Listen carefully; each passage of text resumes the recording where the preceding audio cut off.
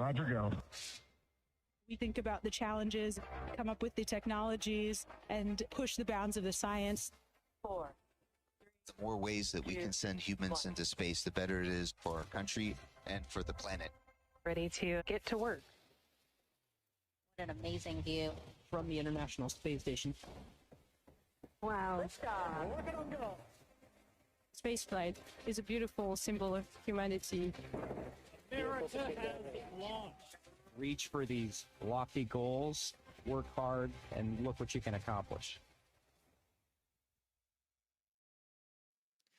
Hello. And we may hear the call out CHOP, which stands for Crew Hands Off Point. This happens a little less than 30 seconds before docking when Dragon is just a few meters from the docking port. At this point, any aborts will have to be done automatically by Dragon. And the grand arrival, when our crew arrives at the space station, Dragon will fly in and make contact with the IDA, or the International Docking Adapter, giving us what we call a soft capture. The soft capture ring then retracts until sensors indicate it's time for 12 hooks to drive in place to give us a hard capture and firmly secure Dragon to its new home on the space station. Once hard capture is confirmed, the space station crew, namely NASA astronaut Chris Williams, will manually pressurize the vestibule, or the area between the Dragon hatch and the space station hatch. Meanwhile, umbilicals that provide power, audio, and data connections from the station to Dragon are put in place. Then it's time for leak checks and hatch opening, which is currently timelined to come a little more than 2 hours following docking. Now, we did hear some communications back and forth on what is referred to as the big loop. And now that the big loop is configured, it is essentially, as the name suggests, one large loop between the crew on the International Space Station, the crew on Dragon Freedom approaching for docking, as well as ground control teams, both in Mission Control Houston, as well as here in Hawthorne. And it just creates a singular point for them all to communicate with each other and make sure that they're on track leading up to docking today, targeted for 12:12 p.m. Pacific time. And we are a little bit ahead of schedule, so that approach initiation burn is actually coming up in just less than 5 minutes at 10:33 a.m. Pacific time. So just a few minutes away from that approach initiation burn, as we've been talking about. And on your screen there on the right is Mission Control Houston in Houston, Texas. The team there is going to continue to monitor operations this morning on a variety of consoles. Of course, we have the flight director who oversees the entire room, but there are other flight controllers, including VVO, or the visiting vehicle officer, who will help monitor Dragon systems alongside the team here in Hawthorne. We also have Cronus, who is responsible for the cameras outside Space Station. So hopefully we'll be able to get some great views of Dragon approaching as it gets a little bit closer to the International Space Station. Dragon is now about 8,700 meters away from the space station, so still a bit away, but of course that will get smaller and smaller as we target an on-time docking today at 12:12 p.m. Pacific.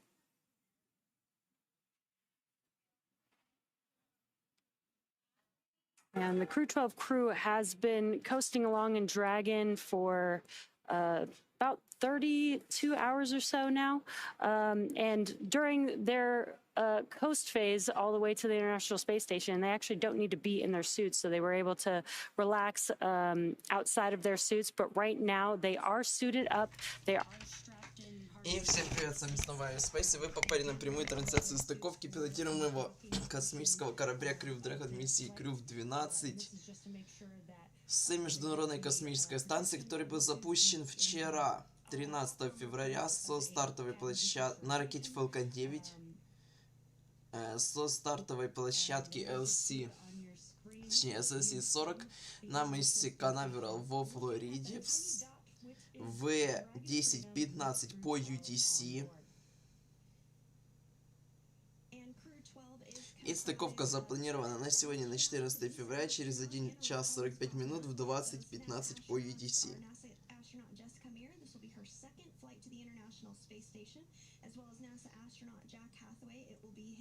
Боже, ну вот, капец. А вот.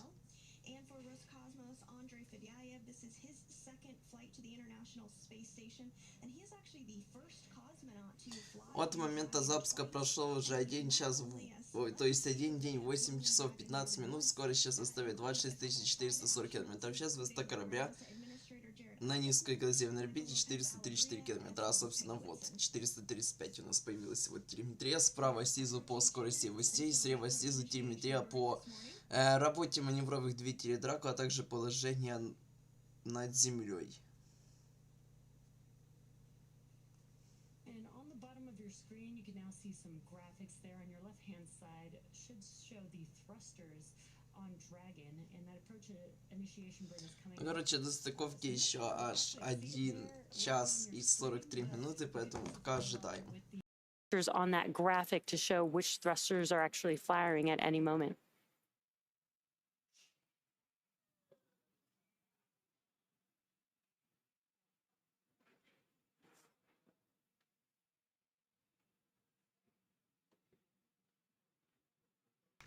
А вот сейчас, допустим, справа Standing by снизу телеметрия по расстоянию от Международной Космической Станции 8 километров и относительная скорость 4,1 метра в секунду.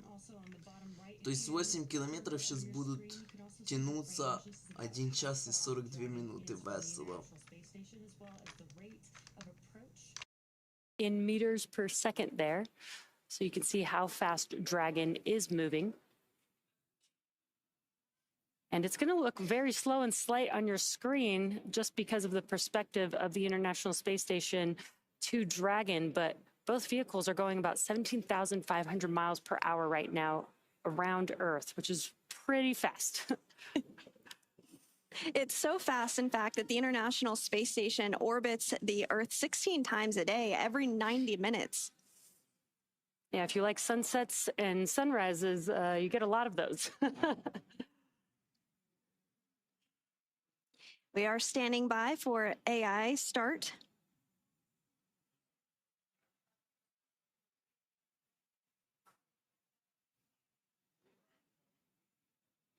It is a little bright on your screen. Dragon is still there. We're looking at Dragon from the International Space Station's view. And it's a little in the top part of your screen where it's a little bright, so hard to see Dragon, but it is there. And there now you can see those burns on the bottom left hand of your screen on the graphic there. Does mean that the approach initiation burn has begun.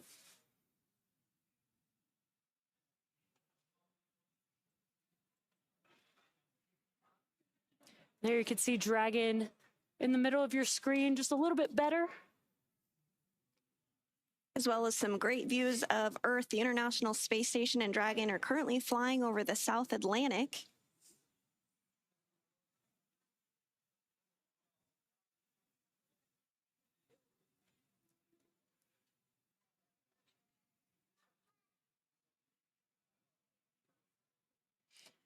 And that graphic is a really cool view because you could see how all these different thrusters are working together. It's not just one thruster or two thrusters firing at all times. It's a few little bursts here and there to help align Dragon to where it needs to go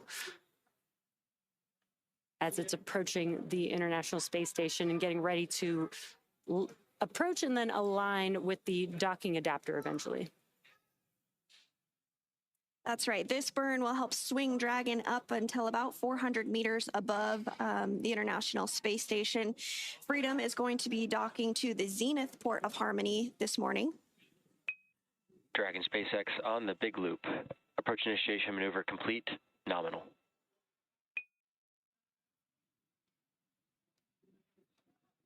Copies. Nominal AI.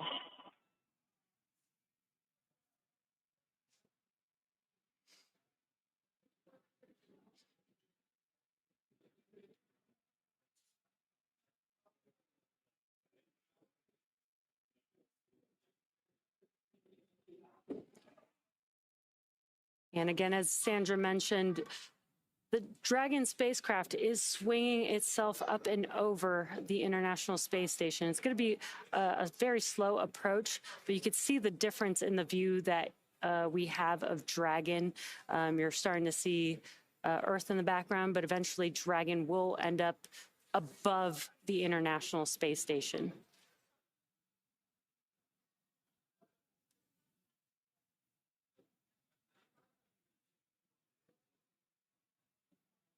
So we did have confirmation that the AI burn wrapped up and completed as expected. So good news, that's another milestone as we approach docking targeted for 12:12 p.m. Pacific time.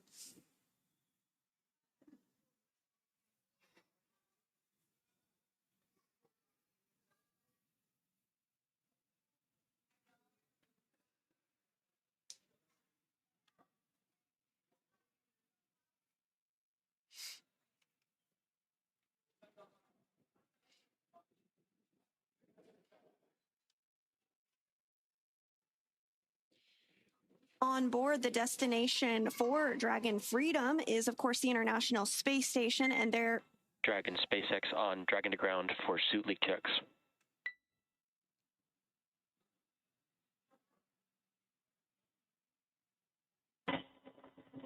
SpaceX Dragon, go.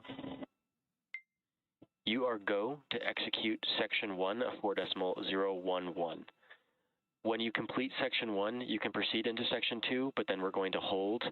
We're still about 5 minutes from being able to do the suit leak checks while we are still looking at the rest of the vehicle and making sure that we're good for approach.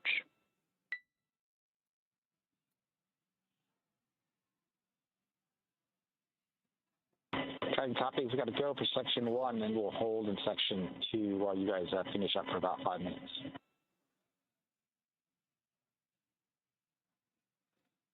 And that was communications with the Corps here in Hawthorne up to Crew Dragon Freedom, namely to the pilot, NASA astronaut Jack Hathaway, as they continue to gear up for suit leak checks. In about 5 minutes from now, the crew is currently seated and suited up in their spacesuits. They will remain suited up all the way through this approach phase, as well as through docking, as well to the International Space Station. And on board the International Space Station, there are currently 3 astronauts and cosmonauts. As part of Expedition 74, they are living and working and conducting groundbreaking science and research. Now, last month, we did have the return of Crew 11 back to Earth. But following Crew 12's arrival, the space station will have a total of 7 crew members on board and what we consider a standard crew complement. And Crew 12 has been working in indirect handover with the Crew 11 crew on the ground and getting up to speed as much as possible ahead of their arrival to the space station. This includes training on emergency procedures and the ins and outs of space station. But once they actually arrive on board, they will go through a more direct handover and training with NASA astronaut Chris Williams, who has been on the space station since November. These handovers between crews allow for continuity of the activities and helps to ensure a continuous U.S. presence on the space station, which we recently celebrated a major milestone of 25 years of continuous presence aboard the International Space Station. So what that means is if you are younger than 25 years old, you have never known a moment in your life where there have not been humans living off the planet, which is an incredible feat.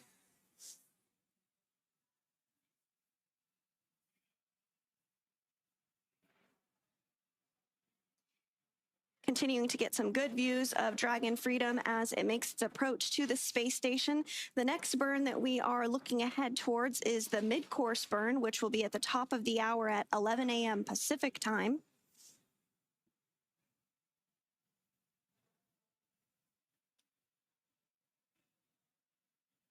And this mid-course burn is more of a fine-tuning burn to ensure that the trajectory of Dragon is right on line ahead of docking. Again, we are targeting docking at 12:12 p.m. Pacific time for Crew 12.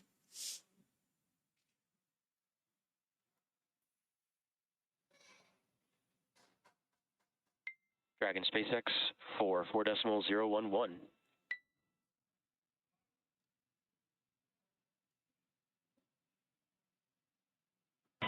SpaceX Dragon, go. Ground is ready for suit leak checks, so you are go to start with step 2.1.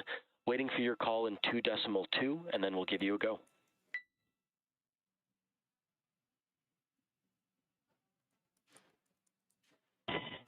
Dragon copies. We'll get in 2.1 and give you a call, or 2.2.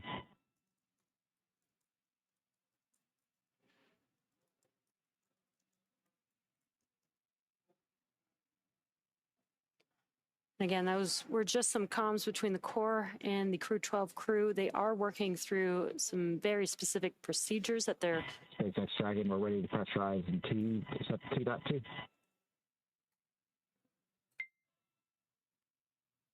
SpaceX copies. You are go for commanding in 2.3. Initiate suit leak check.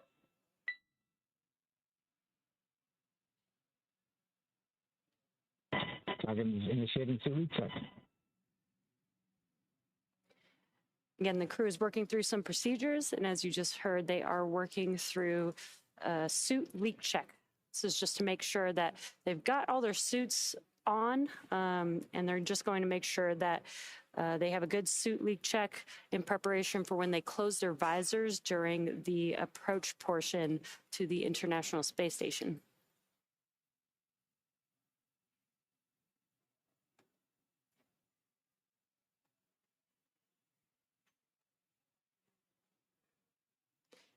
We are continuing to get some pretty cool views from the International Space Station looking at Dragon.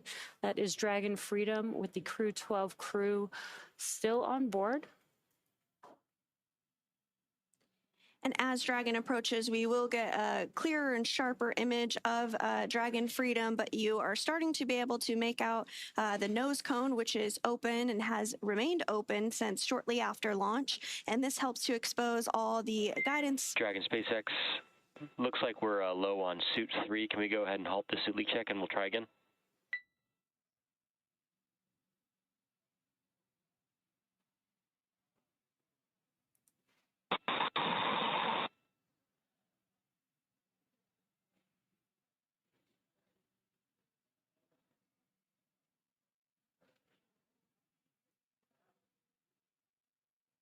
It looks like we are in a brief period of handover between our satellites and will regain views and communication with the crew here shortly. They are continuing to step through those procedures and leak checks, which again, they remain suited and seated all the way through the docking portion. And then once they dock to the International Space Station, they will be able to get out of their spacesuits and work through hatch opening procedures. NASA astronaut Chris Williams is going to be prime for hatch opening procedures on the space station side.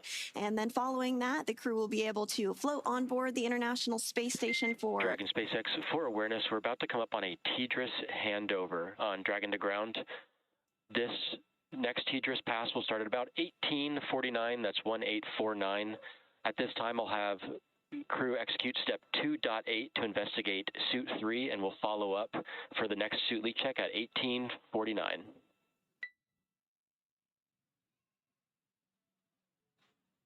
All right, Dragon Copter, you want us to execute the troubleshoot steps now, and we'll do another leak check after the TDRS pass at 1849. Good, read back. Talk to you then.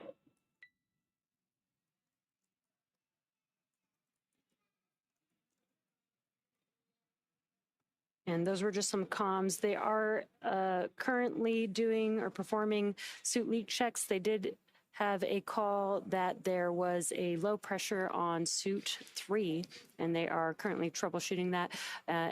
In about 5 minutes or so, we should hear they should be trying that suit leak check again, and we should be hearing those comms again for that procedure. That's right. And while we wait for our next milestone, let's take a moment to meet our crew. In the commander's seat is NASA astronaut Jessica Meir, who spent a total of 205 days in space on her first space flight back in 2019 and was part of the first all-female spacewalks. She holds a biology degree from Brown University. Next to Meir is pilot Jack Hathaway, who's making his first flight to space. The Connecticut native earned bachelor's degrees in physics and history from the U.S. Naval Academy, and he has more than 2,500 flight hours in 30 types of aircraft and has flown 39 combat missions during several military operations. Serving as a mission specialist is Sophie Adenau, representing the European Space Agency, or ESA. The French native studied engineering and specialized in spacecraft and aircraft flight dynamics during undergraduate work in France and received her master's degree from MIT.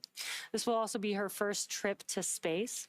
Rounding out this crew is Roscosmos cosmonaut and mission specialist Andrei Fedyaev. As a major in the Russian Air Force, he's logged more than 500 hours in Russian aircraft.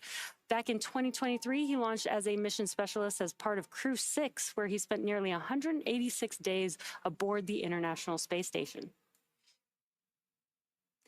And that's a look at the crew that is currently aboard Crew Dragon Freedom as they look ahead towards docking at 12 p.m. Pacific time this afternoon. The crew did launch on Friday the 13th, just yesterday, and they did launch at 5:15 a.m. Eastern, 2:15 here in Pacific time. It was a beautiful launch from Space Launch Complex 40 in Florida.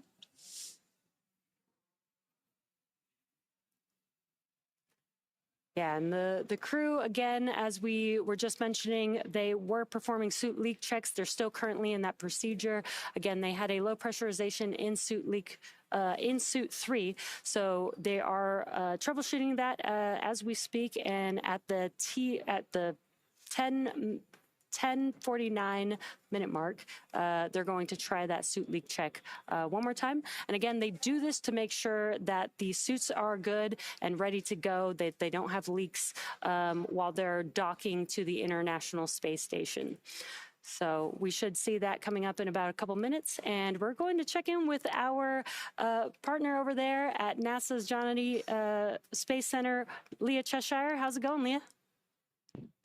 Hi, good morning, or good afternoon, actually, here in Johnson Space Center. We're at the International Space Station Flight Control Room at the Johnson Space Center in Houston, Texas, where everyone here is gearing up for this afternoon's docking and looking forward to having Crew-12 aboard the station soon. So Dragon's approach will be monitored both here on the ground and from the space station's cupola using special software to track the spacecraft's approach and making sure it stays in the expected zones. Now, once Dragon is docked, NASA astronaut Chris Williams will be primed to start hatch opening operations. He's going to start by opening the large hatch on Node 2 Zenith, which is where the spacecraft's docking today, and that'll give him access into the pressurized mating adapter. The crew will also pressurize the vestibule, and that's the small space between the hatch on Dragon and the space station. This area, of course, was previously exposed to vacuum prior to docking, so the crew will need to fill it with air and make sure its pressure is nearly equal with the atmospheric pressure on Dragon and on the station side. Williams will use a small valve on the station's hatch to slowly introduce air into that vestibule, while flight controllers here in Houston will monitor and verify the pressure readings to make sure that everything is leak-free before we get ready to open up the hatches. Today on console in Mission Control Houston, we have NASA Flight Director Brandon Lloyd and the Orbit 2 team on console. For Dragon's approach and docking, to the right of Lloyd is our Capcom. That's the capsule communicator, Jacob Lesarge. He is not speaking with the crew on Dragon, but is instead talking with the crew aboard the station. We currently have 3 crew members living and working on the orbiting laboratory, and of course that's going to jump to 7 once the Crew-12 crew members arrive.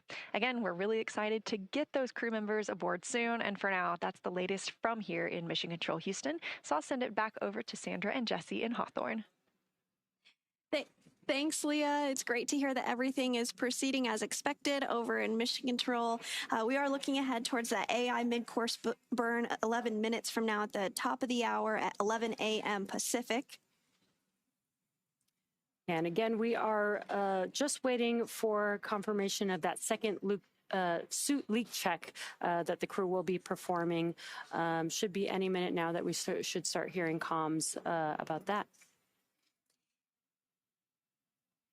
And coming up, once Dragon arrives at 400 meters. Dragon SpaceX on Dragon to ground for suit leak checks. Dragon listen. All right.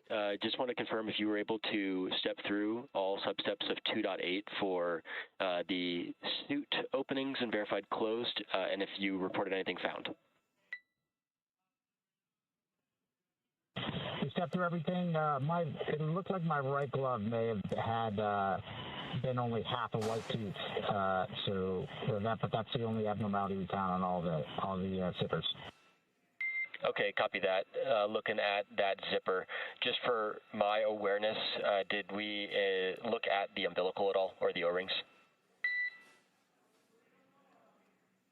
Yeah, we did. We looked at the umbilical, the O-rings looked good, all those connections looked good, and then we looked at the suit, the visor as well, and that seal looks decent. Okay, copy. At that point, we're more than likely going to be ready to step into the next suit leak check. Standby 1 will get ready on the ground, and I'll give you a call. If you can go ahead and return to step 2.1 and give me a go when you guys are ready to pressurize, and we'll be giving you that go shortly. Got it.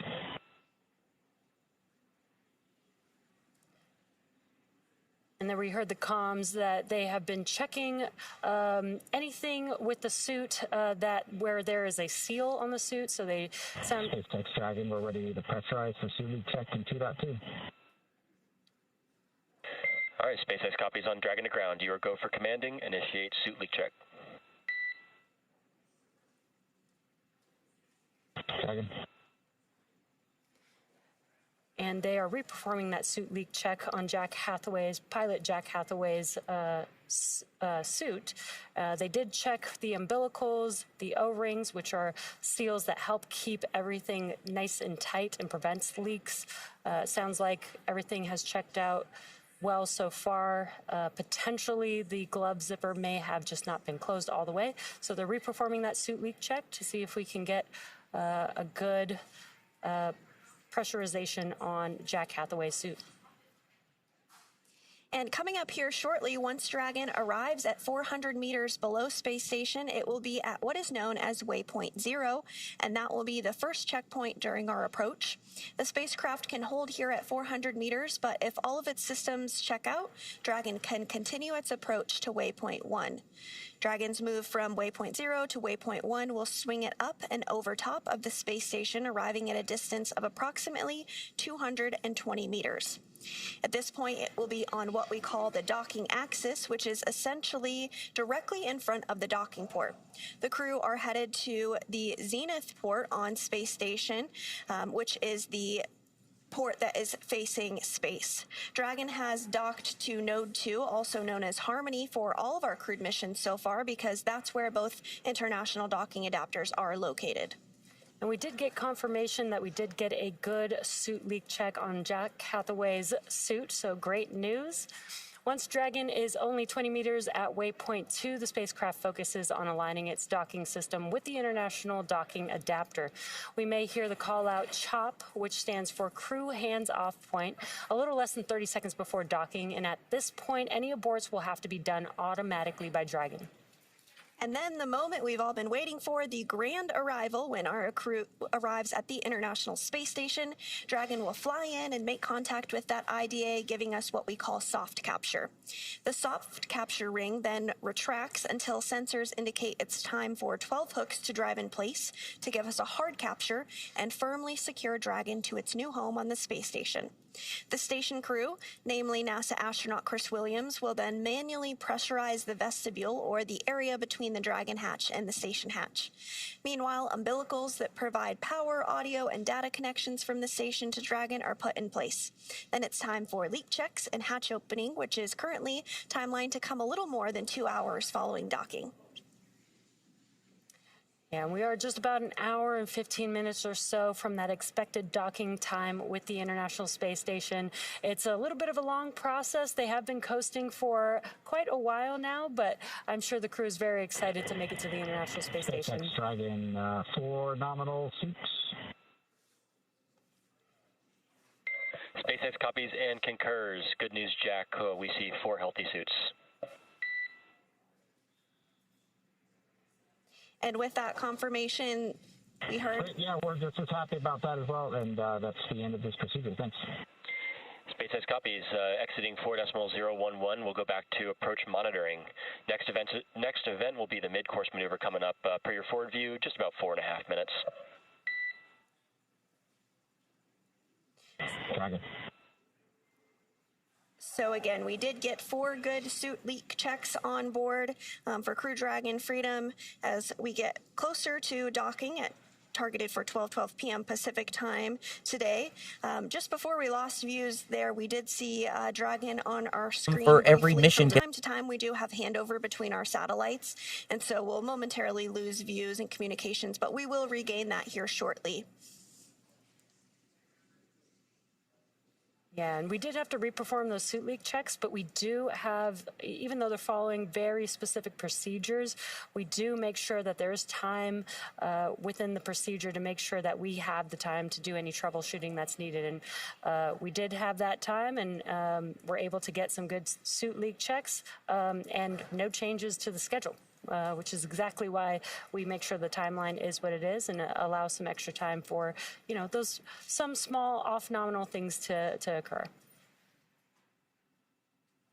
And the crew is in their spacesuits during what we call dynamic phases of flight. That includes the launch period, as well as when they are approaching the space station and docking to the International Space Station. And so leak checks are done during all of those phases of flight to ensure that the suit can pressurize if need be. And again, we did hear 4 good suit leak checks there. So our crew is well on their way to the International Space Station following their launch from Florida yesterday on Friday the 13th. And we do have views there of our screen. You might see some lights on Dragon. Those red and green lights, they actually indicate the direction of Dragon. So the red is the port side of Dragon, and the green is the starboard side. The white light is the top of Dragon, and the yellow is on bottom. And all of those are exposed because the nose cone is open, and as we discussed previously, that does hold all of the docking equipment and navigational sensors as Dragon continues its approach to the International Space Station. So we are standing by for the mid-course maneuver. That's the next burn that we're targeting about 3 minutes from now at 11 a.m. Pacific.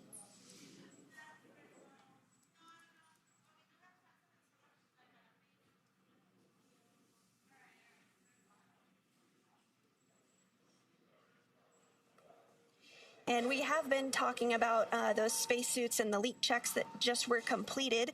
The suit's primary function is to protect the crew in the event of a cabin depressurization.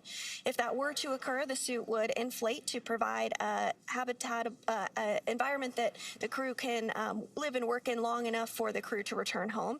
The flame-resistant materials on the outer layer also protect the crew in the event of a fire. The spacesuits are a custom-tailored single-piece suit, and this means that the helmet, gloves, and boots all remain attached. The helmet is made from 3D printed nylon and has a visor that pivots open, and the quick disconnect, or QD, on the right thigh mates to an umbilical on the seat. This provides air for ventilation, oxygen, nitrox for pressurization, and allows for the electronics to be connected all from a single location on the suit. A tubing network inside the suit delivers air to the neck and limbs to keep the crew cool while wearing the suit. The suit's communication system consists of helmet-mounted microphones and in-ear speakers, and it takes less than 15 minutes to put on the suit. This new IVA suit design debuted during the Crew-11 mission, and it was worn by NASA astronaut Mike Fink. And there we have in cabin views of our crew in their spacesuits in the new IVA suit, which is designed to incorporate changes developed for the Polaris Dawn mission, which had a extravehicular activity or spacewalk. This new IVA suit design removes the inseam zipper in favor of the EVA suit's spiral zipper design in the suit's torso, which allows the suit to split into an upper and lower half and makes donning and doffing, or taking off and putting on the spacesuit, easier for the crew. The new IVA suit brings all the soft goods joints from the EVA suit into the IVA suit as well, improves the upper arm, elbow, and wrist mobility. So this new design will ultimately help SpaceX scale suit production and aid their ability to manufacture spacesuits in the numbers needed in their goal to make life planetary. So we are standing by for the AI mid-course burn that is now in progress. Again, that mid-course burn is now underway, getting some views inside the spacecraft here. And Dragon is fully autonomous, so you do see those displays there right in front of them. But as you can tell, they're not doing too much because all they're doing is monitoring. They can see what Dragon is doing as they're approaching the International Space Station.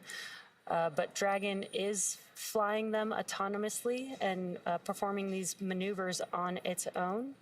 Again, we are waiting for that mid-course maneuver burn to begin.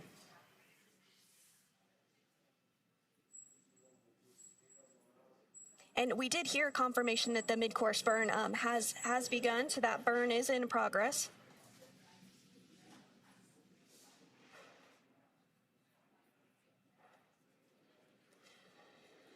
And again, you can see on your screen, this is a view from the International Space Station looking at Dragon. As you saw earlier, just about 10 or 15 minutes ago, you could see Earth in the background, but now Dragon, as we've been mentioning, is swinging up and over the International Space Station, and that's why you see only space in the background of that view.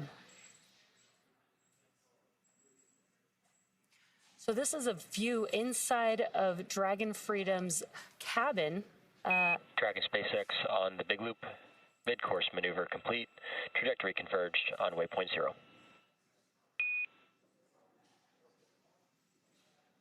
Dragon copies.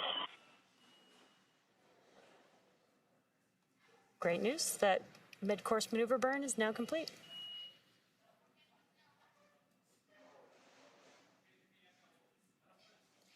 And so we are just an hour and some change away from docking. Again, we're targeting 12 p.m. Pacific time for today's docking to the zenith port of the International Space Station. We are getting views back inside Dragon Freedom. On the left of your screen there is the commander of Freedom. That is NASA astronaut Jessica Meir. This is her second space flight.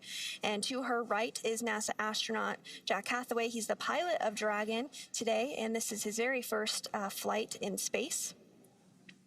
You can't see them on your screen there, but to the left of Jessica is ESA, or European Space Agency astronaut Sophie Adano, and then to the right is Roscosmos cosmonaut Andrei Fedyaev. This is his second flight to the International Space Station, and we mentioned it before, but he's the first cosmonaut to fly inside Dragon twice. Now we got to get them some frequent flyer passes. Yes. He joins the club of a few others that have flown in Dragon more than once. That includes NASA Administrator Jared Isaacman, Michael Lopez Alegria, and Peggy Whitson.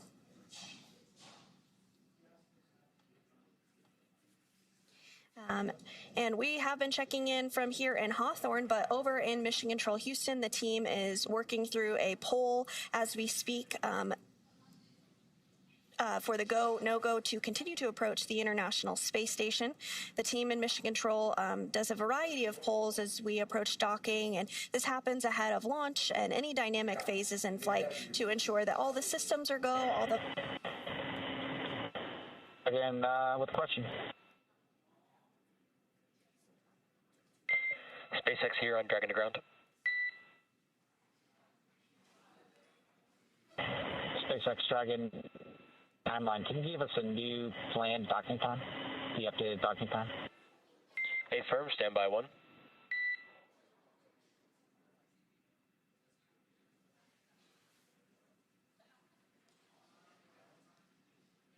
And so the ground is going to take a look at if the docking time has adjusted at all following the burns that we have been covering this morning. That happens as the trajectory gets aligned ahead of docking. We were targeting a 12 p.m. Pacific time docking, but we'll stand by to hear if that has changed and been adjusted based off of the burn that was just completed.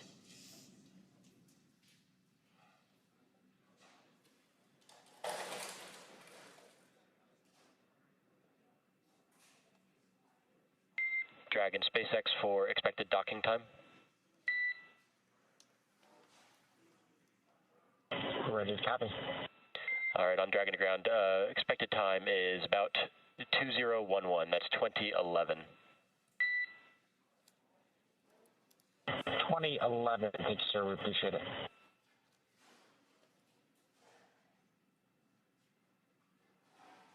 And with that call out, we do have an updated targeted docking time. It is now 12:11 p.m. Pacific for Dragon Freedom to arrive to the zenith port of the International Space Station and complete its docking. Again, we're targeting 12:11 p.m. Pacific time for docking.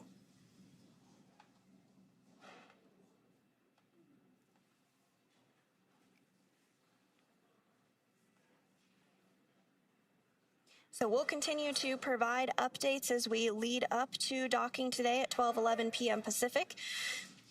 To take a look back, though, about 45 minutes after liftoff, Dragon executed a phase burn at 3:02 a.m. Pacific, 6:02 a.m. Eastern, to begin fine-tuning its orbit ahead of approach to the International Space Station. Dragon then performed the boost burn at 4:13 a.m. Pacific, or 8:13 a.m. Eastern. This is the first of several major burns required to raise Dragon's orbit and position it for approach to the International Space Station. The boost burn burn put Crew in an orbit where Dragon's apogee, or highest point, is 10 kilometers lower than the space station. But before we can approach the space station, we need Dragon's entire orbit, not just the highest point, to be effectively shadowing the space station. So after that, the close burn at 4:59 a.m. Pacific occurred. That was at 8:59 a.m. Eastern. The close burn placed Dragon on an orbit roughly co-elliptic with the space station, meaning that it was maintaining an orbit roughly 10 kilometers lower than the station the entire way around the Earth. And again, that's in contrast to only being 10 kilometers lower than the station during Dragon's apogee, or the highest point of its orbit, which was achieved by the boost burn beforehand. And from there, at 6:41 a.m. Pacific, 9:41 a.m. Eastern, we executed the third major maneuver, known as the transfer burn. And this is where we raised Dragon's apogee, or highest point of its orbit, to just 2.5 kilometers lower than space station. Then we rounded everything out with a final co-elliptic burn at 7:27 a.m. Pacific, 10:27 a.m. Eastern, to once again maintain a constant orbit lower than the station, this time just 2.5 kilometers below. And this was a shorter burn lasting just over 30 seconds. We then had the approach initiation burn, which began the final stages of Dragon's rendezvous with the space station.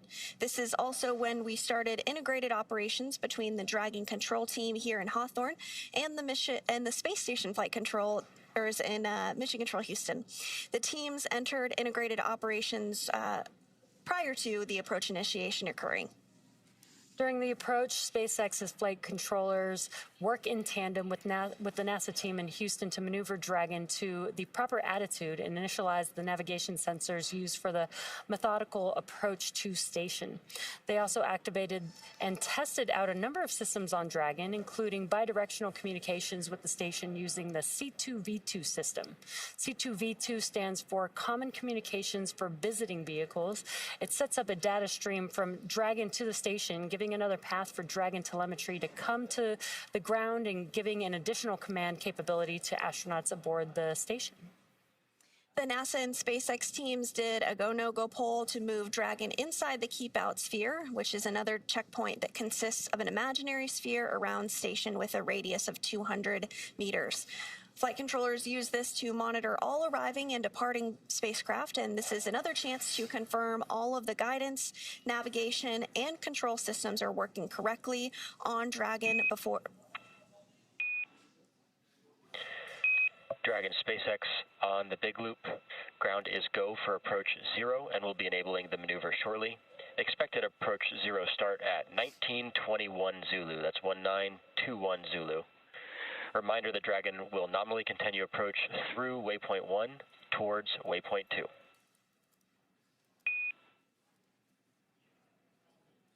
Go for approach 0, 1921.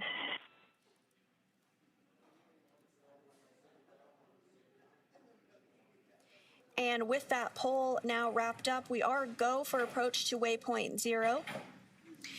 This poll is another chance to confirm all the guidance, navigation, and control systems are working correctly on Dragon before moving closer to station.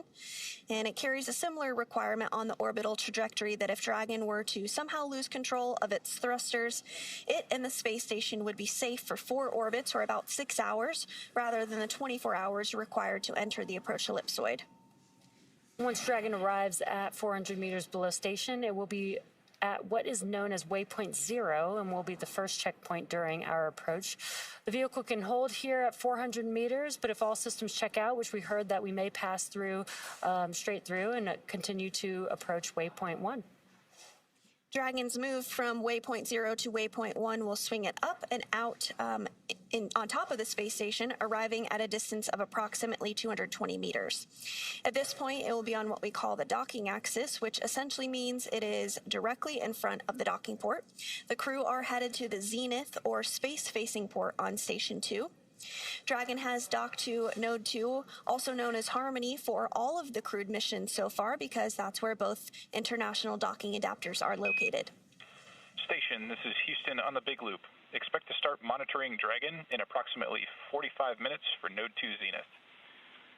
Additionally, for Chris, we're seeing that the RPOP information is likely no joy, so you'll likely be PCS and potentially centerline camera only for approach monitoring. Station copies all. Begin monitoring in 45 minutes, and I see the same on the RPOP display, and copy centerline approach camera and PCS only. Houston copies. That's a good readback. And those communications from the ground up to NASA astronaut Chris Williams, who is going to be monitoring today's docking and approach of Dragon Freedom. You heard some communications about the RPOP. This is the Rendezvous and Proximity Operations Situational Awareness Tool. That doesn't seem to be working today, but no issue.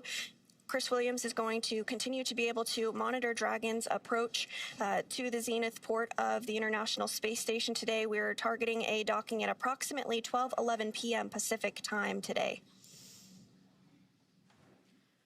And once Dragon is only 20 meters at waypoint 2, the spacecraft focuses on aligning its docking system with the International Docking Adapter. And again, we may hear the call-out CHOP, which stands for Crew Hands-Off Point, a little less than 30 seconds before docking. At this point, any aborts will have to be done automatically by Dragon itself. And finally, we will have the arrival of Crew Dragon Freedom to the International Space Station. Dragon will fly in and make contact with the IDA, giving us what we call soft capture. The soft capture ring then retracts until sensors indicate it's time for 12 hooks to drive in place to give us a hard capture and firmly secure Dragon to its new home on the space station. The station crew, namely NASA astronaut Chris Williams, will work to manually pressurize the vestibule or the area between the Dragon hatch and the space station hatch.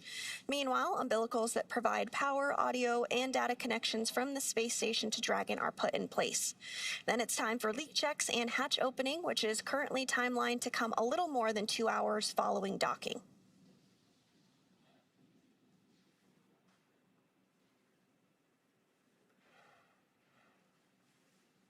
Again, you can see the graphic on your screen. Dragon approached from below the International Space Station and has now swung up and is pretty much above the International Space Station as we're getting closer and closer to docking, which is just under an hour from now. And a short time ago, we did execute the mid-course maneuver, which again is done about halfway from our starting point of approach initiation to waypoint 0. It's a small burn just to fine-tune our approach to ensure we're targeting a precise point 400 meters directly above the space station. Once Dragon arrives at 400 meters below station, it will be at what is known as waypoint 0 and will be the first checkpoint during our approach. The vehicle can hold here if necessary at 400 meters, but if all systems check out, it can continue to approach the waypoint 1.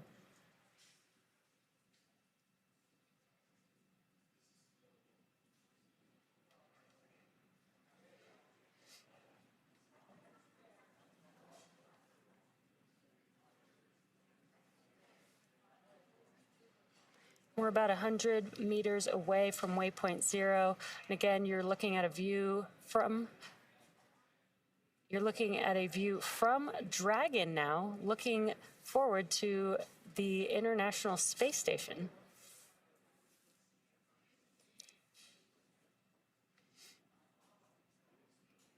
SpaceX Dragon on Dragon to ground. SpaceX ready to copy, Dragon to ground. Just a question, you guys are running our cooling. Is it any chance that we can make it a little bit cooler in here for the rest of the rendezvous, or we set it to full cold right now?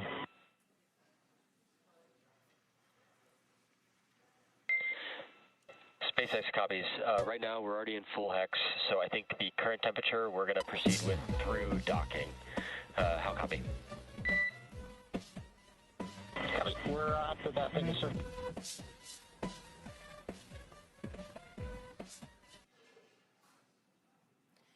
Just some comms between the core and the crew, asking for it to be a little bit cooler.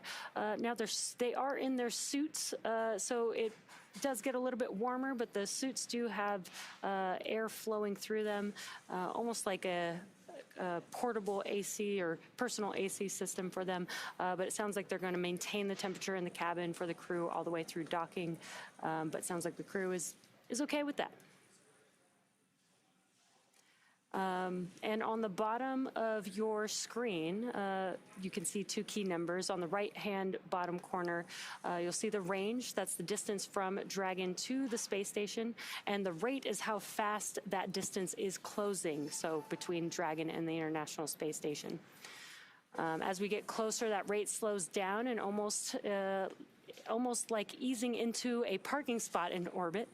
Dragon uses short bursts from its onboard Draco thrusters to fine-tune its movements. Now, when you see these small white bursts in the graphic on the bottom left-hand of your screen, that is the spacecraft precisely adjusting its position or speed as it approaches the station.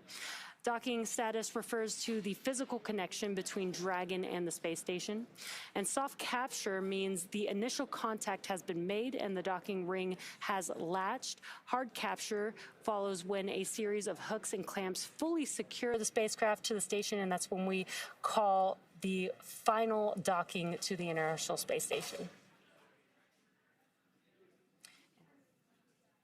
Yeah, and we are getting closer and closer to that docking to the International Space Station, expected at 12:11 p.m. Pacific time today.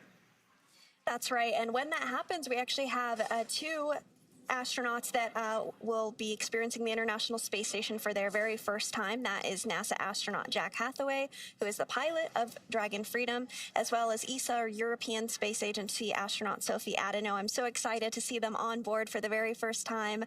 They have been experiencing microgravity for the past 30 hours, a little over that, but once they're on space station, they'll really be able to spread out and get acquainted with their home for the next several months.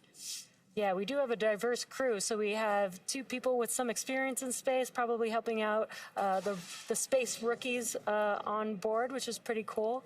And again, we mentioned that Commander Jessica Meir, this is her second flight, but first flight on Dragon. And then our mission specialist, Andrei Fedyaev, it's actually his second flight on Dragon itself. He actually flew on Crew-6 previously, which is pretty cool. That is. It seems like just yesterday.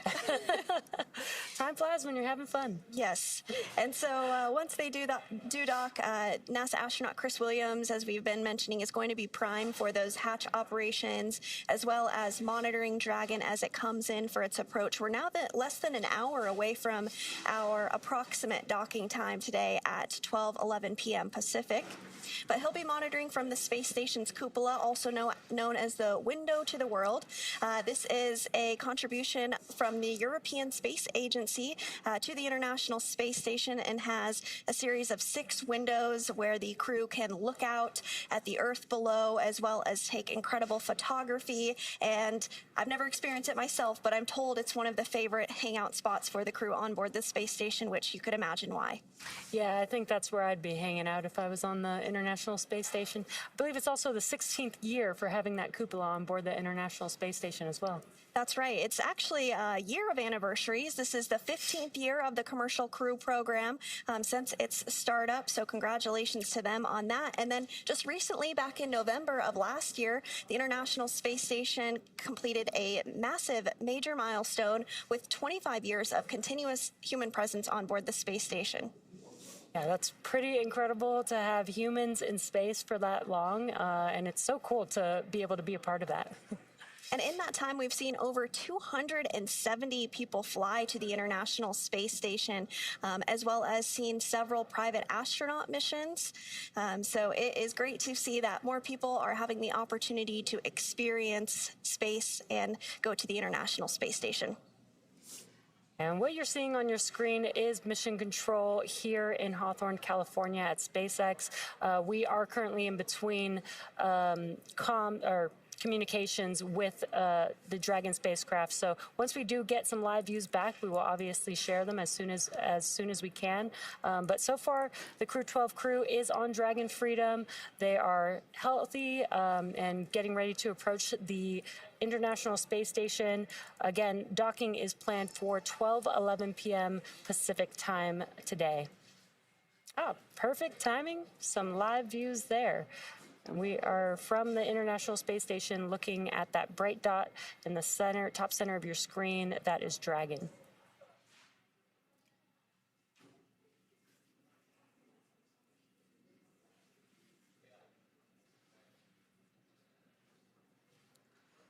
We're going to check in with Mission Control Houston with NASA's Leah Cheshire. Leah, how's it going? Thanks, Jesse and Sandra. We're doing great over here in Mission Control Houston and just heard that we have approached waypoint 0. As you can see, the thrusters on Dragon are firing from this view aboard the space station. Just off to the left of the screen, that's one of the International Space Station's solar arrays.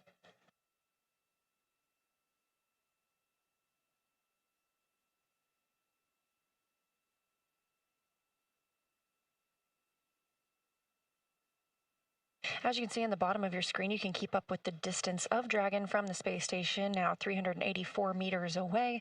We are at waypoint 0. This is the first of one of these upcoming pauses. We will then move to waypoint 1, expecting that in about 30 minutes before flying into waypoint 2. We typically do a little hold at that point before flying in for contact and capture of Dragon to the zenith or space-facing port of the International Space Station.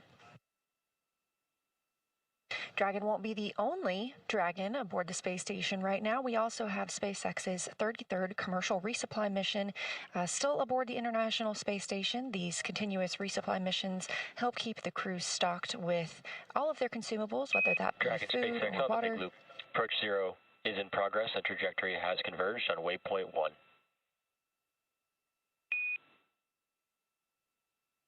I can copy.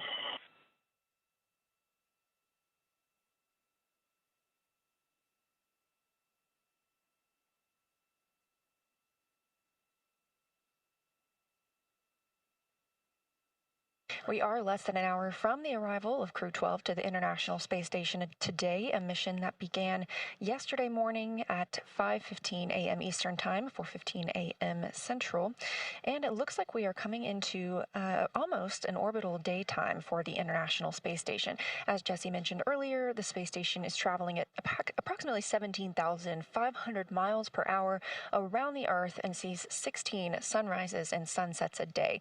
So what's happening now is they are crossing the terminator line over the North Pacific Ocean, and that terminator line is what differentiates between day and night when you are in space.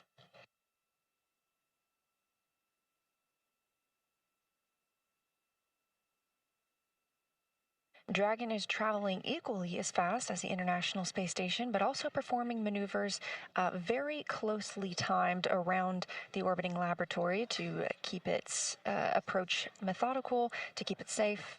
We say slow and steady wins the race sometimes when it comes to two vehicles docking. Sandra also previously touched on this being the 25th year, which started last November, of human presence aboard the International Space Station. So just some fun facts about that time aboard. During that time, the International Space Station has traveled 4,361,970,010 miles around the Earth, and has had 1.5 million pounds of cargo delivered. That's, again, what keeps the space station going, with all of the consumables needed for the crew, as well as experiments that they've conducted aboard the space station. And of those experiments, we've seen over 4,000 research investigations conducted above the orbiting laboratory, making life better, not just in space and preparing us for future deep space missions to the moon and Mars, but also improving life for us here on Earth. Those 4,000 research investigations have been conducted by over 5,000 researchers from over 110 countries. And in that time, we've seen over 270 spacewalks with over 1,700 hours logged outside the orbiting laboratory. Now, this view coming to you from inside the Dragon capsule itself, you're looking over the shoulders of Commander Jessica Meir and pilot Jack Hathaway. This is Meir's second flight to the space station, which looks big and beautiful in your screen right now, that view coming from Dragon itself. And this is Jack Hathaway's first flight to the orbiting lab.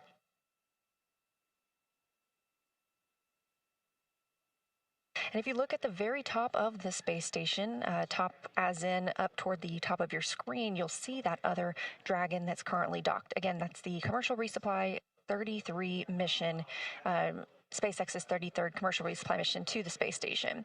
What you see in front of the crew are their crew displays. They're able to monitor the entire flight to the space station, and again, once they begin their journey home, not for several months from now, but they are suited and seated. We consider these dynamic operations. We also consider these integrated operations. So that big loop is established, allowing all of the parties at play here to communicate with each other. That includes the Capcom here in Mission Control Houston, the core at SpaceX, and both the crews aboard the International Space Station and aboard Dragon itself.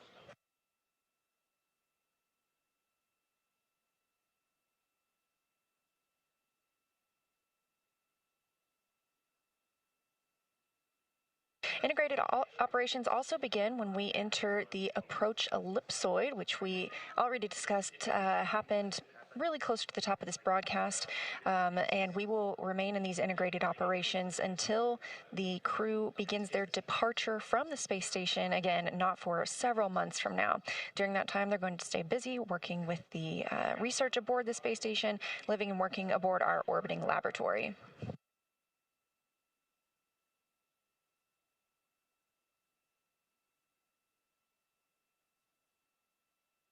Back to these crew displays, of course, we mentioned that the crew has the option to monitor the spacecraft as they fly to their intended destination.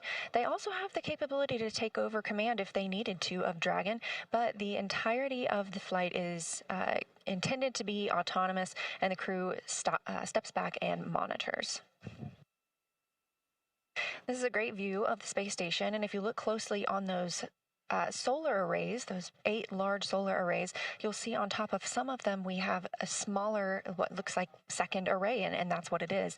It's the International Space Station Rollout Solar Array, also known as IROSA, helping to provide additional power to the International Space Station.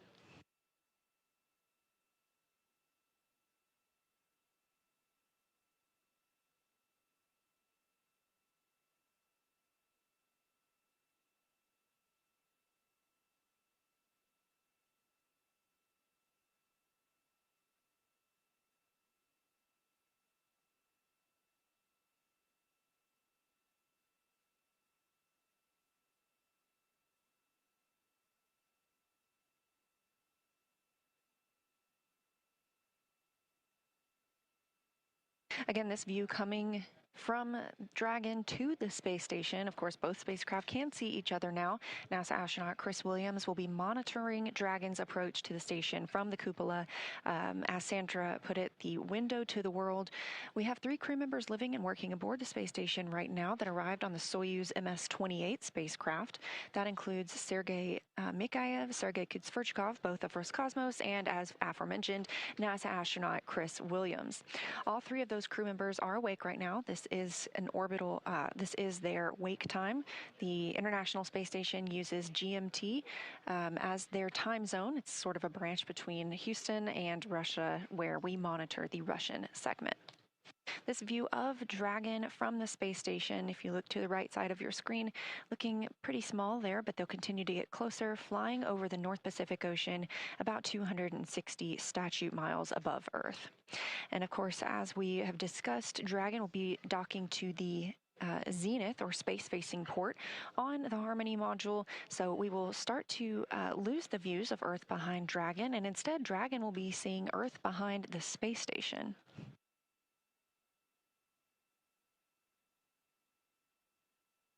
And if you've ever been interested, you can indeed see the space station with your own eye. We have a tool that helps you do that as well. It's called Spot the Station. If you just go online to nasa.gov, check out Spot the Station. You can input your location and you'll receive a list of upcoming visibilities at dusk and dawn when the International Space Station is flying over your area.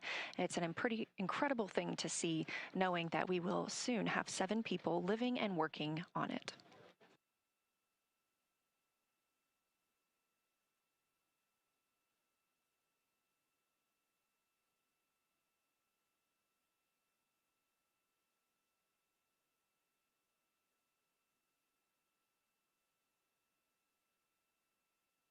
Coming up on just 400 meters away from the International Space Station, again, the next milestone for Dragon will be to reach waypoint 1.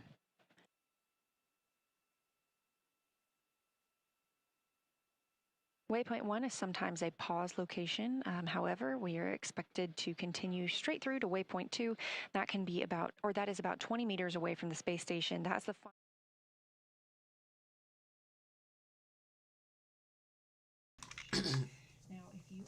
И еще раз всем привет, с вами снова Space. Вы попали на прямую трансляцию стыковки пилотируемого космического корабля SpaceX Crew Dragon миссии Crew-12 с Международной Космической Станцией.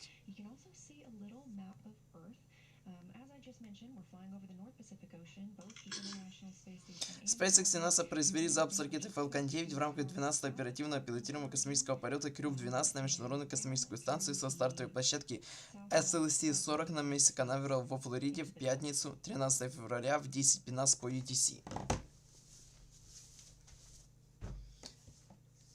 Космический корабль Crew Dragon C212.5 Freedom, используемый в этой миссии, ранее совершал полеты на космическую станцию обратно в рамках миссии Crew-4, Axiom-2, Axiom-3 и Crew-9. Это также был второй полет первой ступени Falcon 9 Booster B1101, которая ранее запускала миссию Starlink.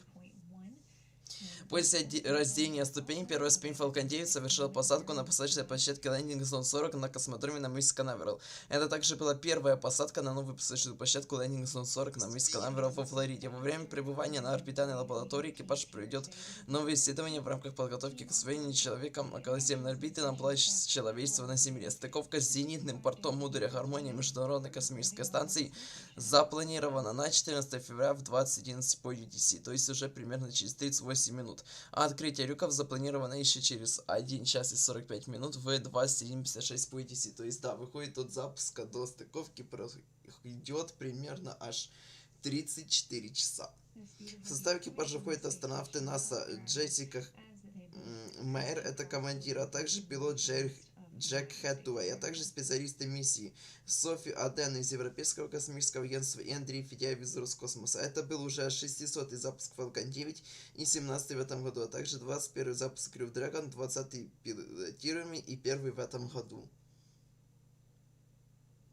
Кстати, на данный момент на МКС находится всего лишь 3 человека по средней миссии Союз МС. Поскольку предыдущая миссия Crew-11 из-за медицинской ситуации одного из членов экипажа должна была вернуться раньше срока. И где-то месяц на МКС было всего лишь 3 человека. Ну вот сейчас скоро их снова станет 7, то есть норма 7 человек. Один экипаж, то есть 3 человека из миссии Союз МС, и один экипаж 4 человека из миссии SpaceX Crew Dragon.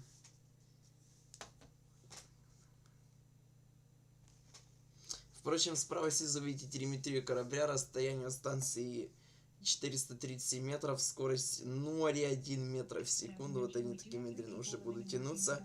Слева снизу телеметрия работы маневровых двигателей Драко и также положение корабля над землей.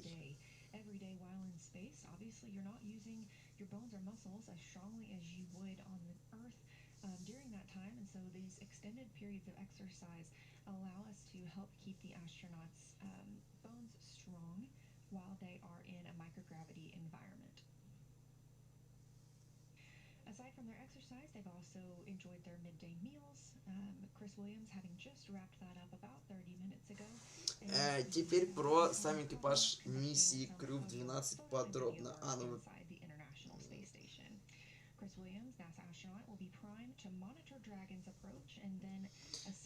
Джессика Уририки Мэйр, 561 космонавт мира, 344 космонавт США. Родилась 1 июля в городе Карибу, штат Мэн в США. В 1999 году получила степень бакалавра по биологии в Брауновском университете. В 2000 году получила степень магистра наук по космическим исследованиям в Международном университете космических исследований в Иркиш Графштадте.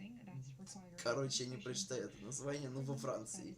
В 2009 году получил степень доктора в области морской биологии в Институте океанографии имени Скрипса при Калифорнийском университете. С 2000 по 2003 год работала в лаборатории исследований человеческого организма корпорации Lockheed Martin в космическом центре имени Джонсона, где принимал участие в исследованиях физиологии человека во время полета в Space Shuttle к МКС. Во время прохождения постдокторнатуры в университете Британской Колумбии изучала особенности полета горных гусей. Боже, я когда кто писал эти тексты? Какие горные гуси? При чем здесь это? Я в ахере просто. В 2013 году было зачислено в отряд астронавтов НАСА. Свой первый космический полет совершила от сентября 2019 по апрель 2020 года в составе экипажа корабля Союз МС-15. Продолжительность полета составила 204 дня 15 часов. Это второй полет в ее карьере. Далее. Кристофер Стюарт Джек Хэтэуэй, 649 космонавт мира, 371 космонавт США. Родился 5 октября 1982 года в городе Саут-Виндзор, штат Коннектикут, США. В 2004 году окончил училище ВМС США и получил степень бакалавра по физике и истории. В 2014 году окончил университет Крэнфилда и получил степень магистра наук по аэродинамике. В 2017 году получил назначение в отдел G6 Объединенного комитета начальников штабов Пентагона. С 2021 года в отряде астронавтов НАСА. Это первый полет в его карьере. Далее. Софи Мари Лоренс Адено, 644 космонавт мира, 11 космонавт Франции. Родилась 5 июля 1982 года в городе Конкур-сюр-Луар, регион Бургундия. Сейчас, подождите, регион Бургундия, Еще раз, регион Бургундия, Франш-Конте, во Франции, вот. Это хотя бы возможно прочитать. В 2003 году в Высшем институте аэронавтики и космоса в Тулузе получила диплом инженера, специализировалась на динамике полета самолетов и космических аппаратов. В 2004 году в Массачусетском технологическом институте получила степень магистра наук по оценке человеческих факторов. В 2004-2005 годах работает инженером исследования по проектированию кабин вертолетов в компании Airbus Helicopter. С 2008 по 2012 год служила пилотом вертолета Airbus Helicopter H225M поисково-спасательной службы в вертолетной эскадрилье 1/67 Пиранеи на авиабазе Казо.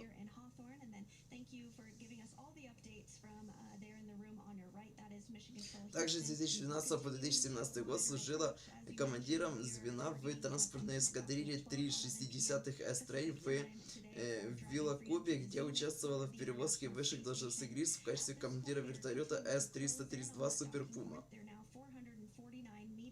В 2018 году окончила имперскую школу летчиков-испытателей в Боском Дауне, Великобритании, получив степень летчика-испытателя вертолета.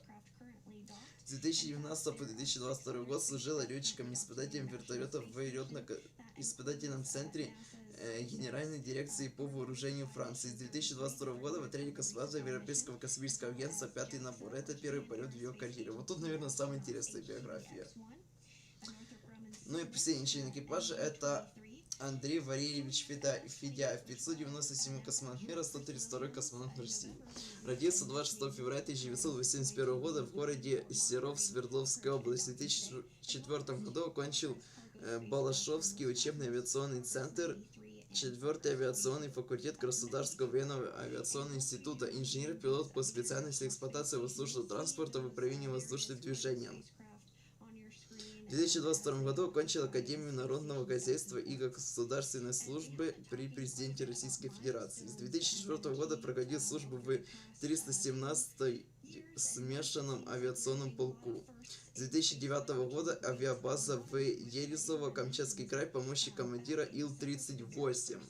В октябре 2012 года зачислен в отряд космонавтов Роскосмоса. В апреле 2013 года уволен в запас из рядов вооруженных сил. Свой первый полет в космос совершил с марта по сентябрь 2023 года в составе экипажа Crew-6, также на корабле SpaceX Crew Dragon. И является первым космонавтом Роскосмоса, который совершил более одного полета на кораблях SpaceX Crew Dragon. Продолжительность миссии Crew-6 его составила 185 суток 22 часа. Это второй полет в его карьере. Тем временем до стыковки у нас остается еще порядка 30 минут.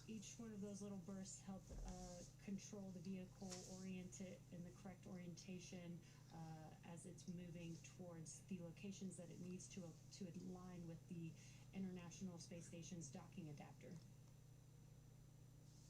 And a view from inside of the Dragon cabin.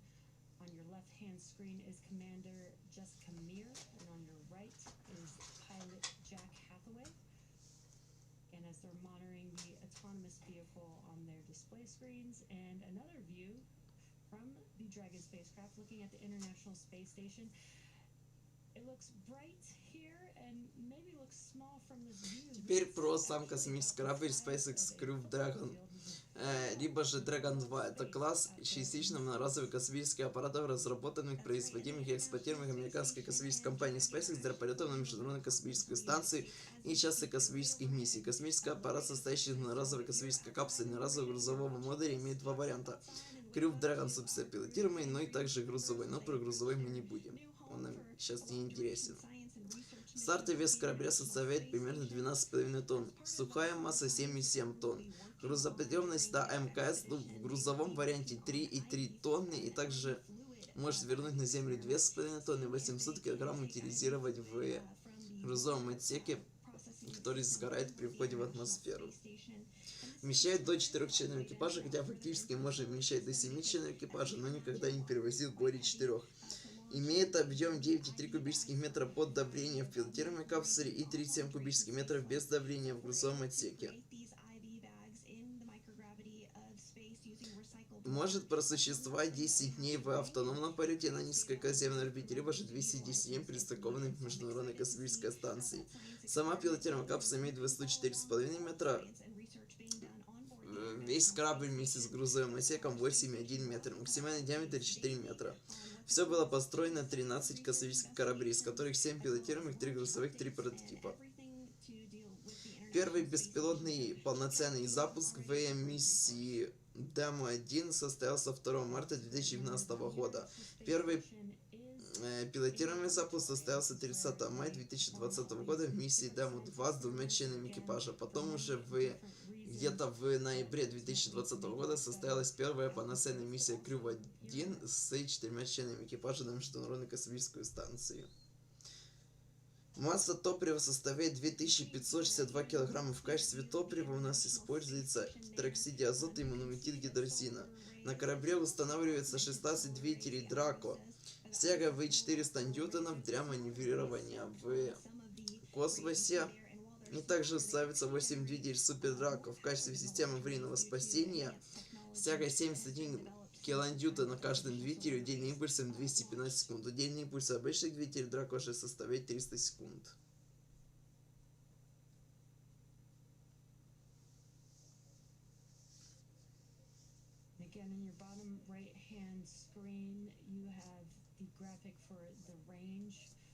Dragon is currently about 413 meters away from the International Space Station. Again, we do have some great views switching between seeing the vantage point of Dragon looking at the International Space Station as well as views from inside of the cabin as the crew is patiently awaiting their approach to the International Space Station.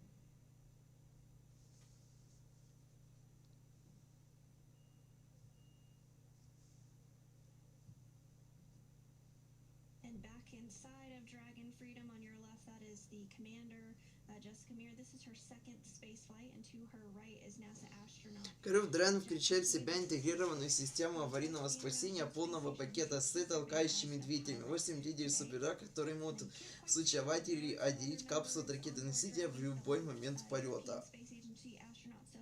Первоначально SpaceX также планировал использовать двигатель Супердака для посадки Crew Dragon на Землю, но в итоге посадка производится на парашютах.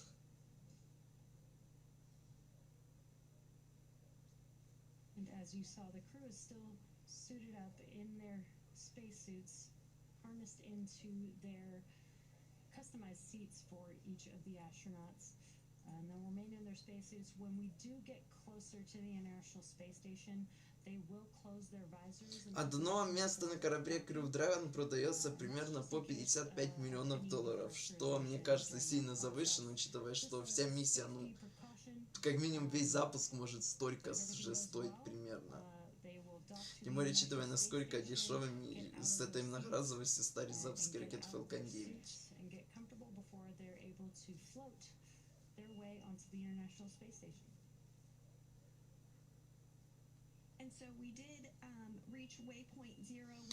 Компания SpaceX, стремящаяся значительно снизить стоимость космических перевозок, разработала Dragon 2 как многоразовый, а не одноразовый космический чертолет.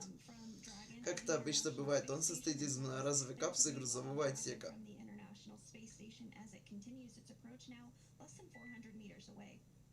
Для максимальной экономической эффективности SpaceX внедрила несколько инновационных конструктивных решений в Crew Dragon, на котором используется 8 боковых двигателей суперрака для системы аварийного спасения, что исключает необходимость традиционной одноразовой спасательной башни.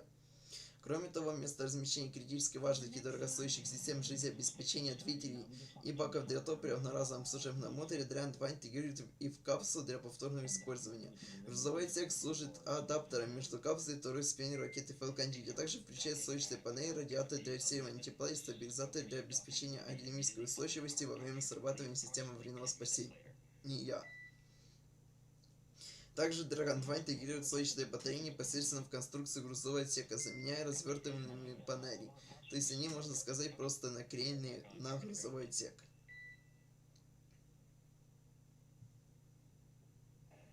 Грузовой отсек соединен с капсулой с помощью фитинга, известного как коготь.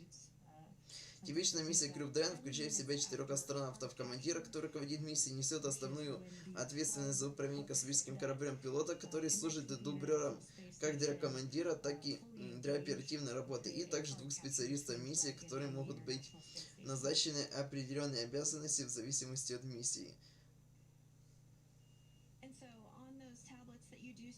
На борту Crew Dragon над 2 центральными сиденьями, занимаемыми командиром и пилотом, собственно, вот у нас слева командир, справа пилота, расположенная панель управления с 3 экранами. Собственно, сейчас мы их также видим. Под сиденьями находится грузовой поддон, который может вместить около 230 кг грузов. На земле экипаж входит в капсулу через боковой люк. Потолок капсулы включает в себя небольшой космический туалет и порт стандарта Международной системы стыковки IDSS. Для частых космических полетов, не требующих стыковки с Международной Космической Станцией, порт IDSS может быть заменен купольным окном из плексигласа диаметром 1,2 метра, обеспечивающий панорамный обзор, аналогичный модулю купола на МКС. Кроме того, SpaceX разработала люк Skywalker для миссий, связанных с внекорабельной деятельностью. Космический аппарат может работать в полном вакууме. Экипаж должен носить разработанные компанией SpaceX скафандры, защищающие их от аварийной ситуации с быстрой разгерметизацией.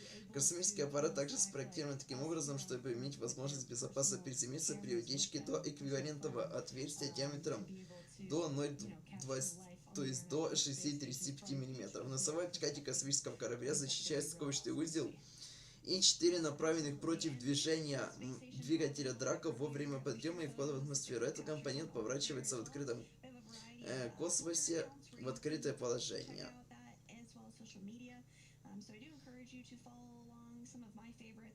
Топливо и гелий, используемые для корабля Dragon 2 для аварийного прерывания полета и орбитальных маневров, хранятся в сферических резервуарах из титана с композитной углеродной оболочкой у основания капсулы в зоне, известной как служебный отсек.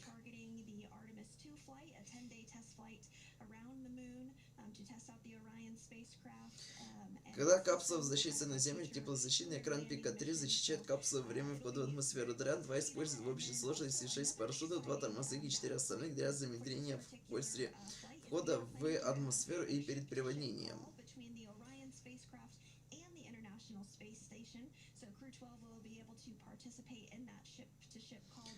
Также было объявлено о том, что в случае отказа всех парашютов возможно использовать двигатель Супер Драко для посадки на воду, но учитывая довольно высокую безопасность данного космического корабля, и то, что он не будет совершать сотни полетов, даже сотни, я думаю, не наберется. Такой сценарий очень маловероятен.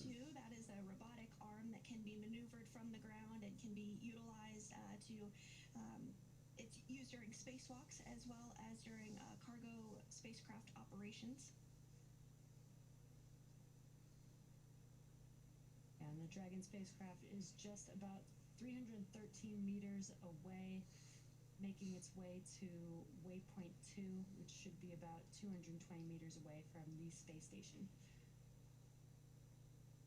And Dragon and Space Station are passing over northwest South America near Ecuador. Just a few minutes ago we mentioned that it was passing over Texas, so that really just goes to show how... Перед началом пилотируемых полетов также были проведены различные испытательные полеты, допустим, тесты системы аварийного спасения. 6 мая 2015 года на стартовой площадке SLC-40 был произведен так называемый падаборд-тест, когда космический корабль был установлен на стартовую площадку просто, без ракеты, без ничего, и просто они включили двигатели системы аварийного спасения, чтобы, проверить, собственно, работу системы аварийного спасения, и посадку корабля.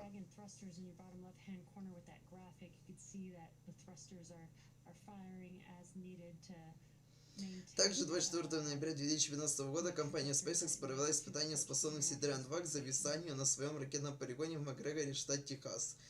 Для,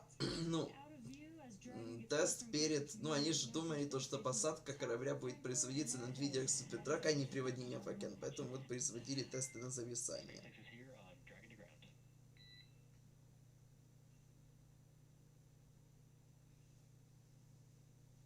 Далее, 2 марта 2012 года был запущен уже полноценный беспилотный полет миссии Демо-1, то есть полноценная миссия с запуском на Международную Космическую Станцию и возвращением, но без экипажа.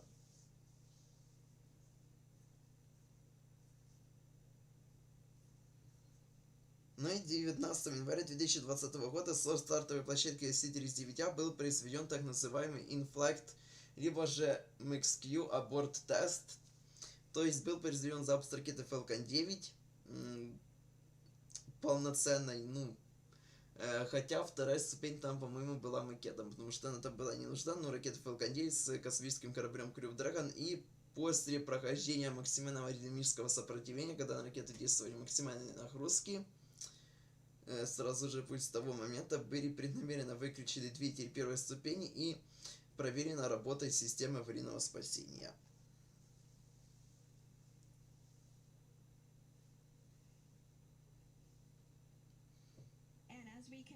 И далее, собственно, 31 мая 2020 года в 14:27 то есть 30 мая 2020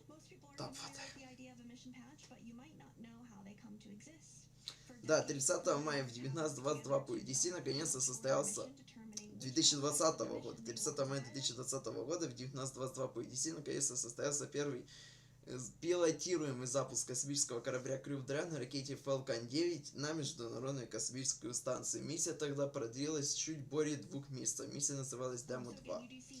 После чего уже начались полноценные полеты миссии Crew.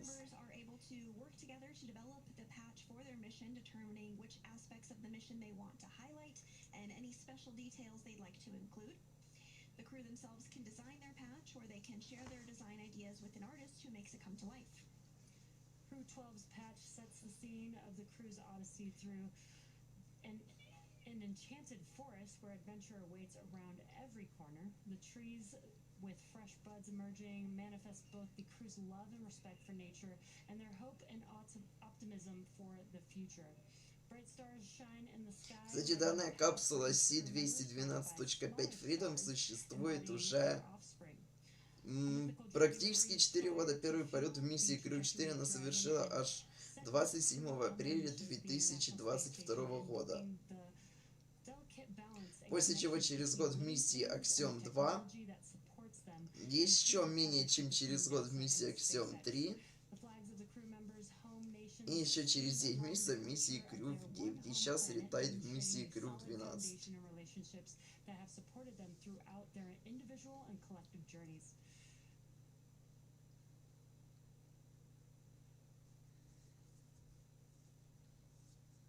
And a great live view from the International Space Station. И расстояние от космического корабля SpaceX Crew Dragon миссии Crew-12 до Международной Космической Станции у нас остается 238 метров, скорость 0,2 метра в секунду, до стыковки у нас остается примерно 15 минут.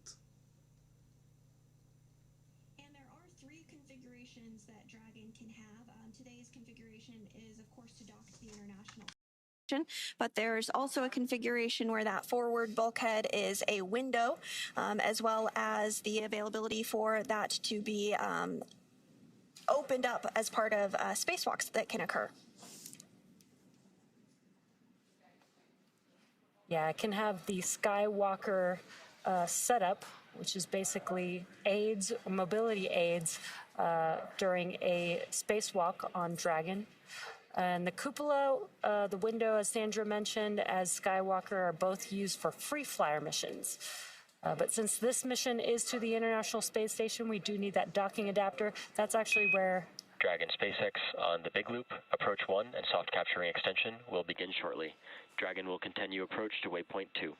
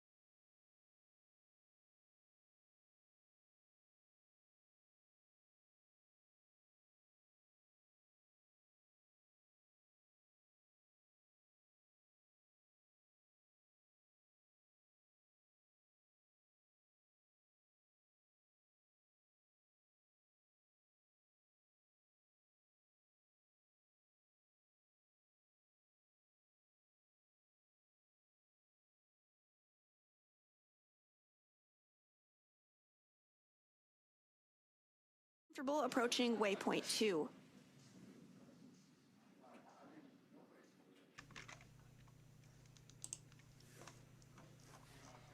Currently, Dragon Freedom and the Crew-12 crew are about 221 meters away from the International Space Station. Waypoint 2, just to give some perspective, is just about 20 meters away from the station.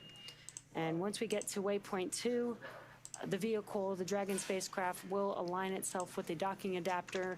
In preparation for that final approach for docking, again expected. Вот это вот также... так. Что ж такое? Вот, собственно, сам стыковочный узел. Там люк самого космического корабля. Носовой обтекатель открытый, и вот 4 вот эти дырки, это и есть двигатели Драко, расположенные против движения, они используются в первую очередь для маневра схода с орбиты.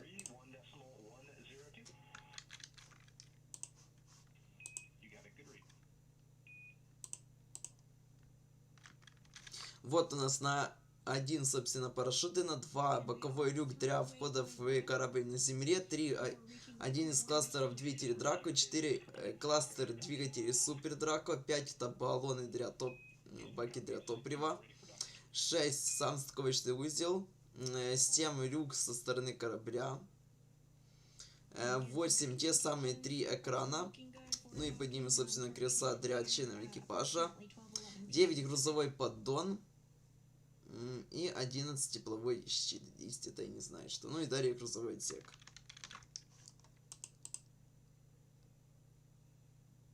А 10 это внизу система климат-контроля.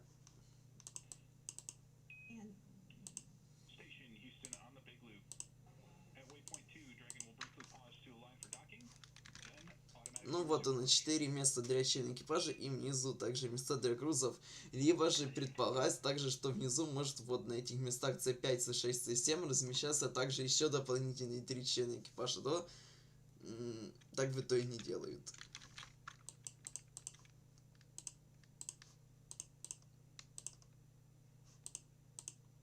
Вот так выглядел тот самый подобор-тест в 2015 году.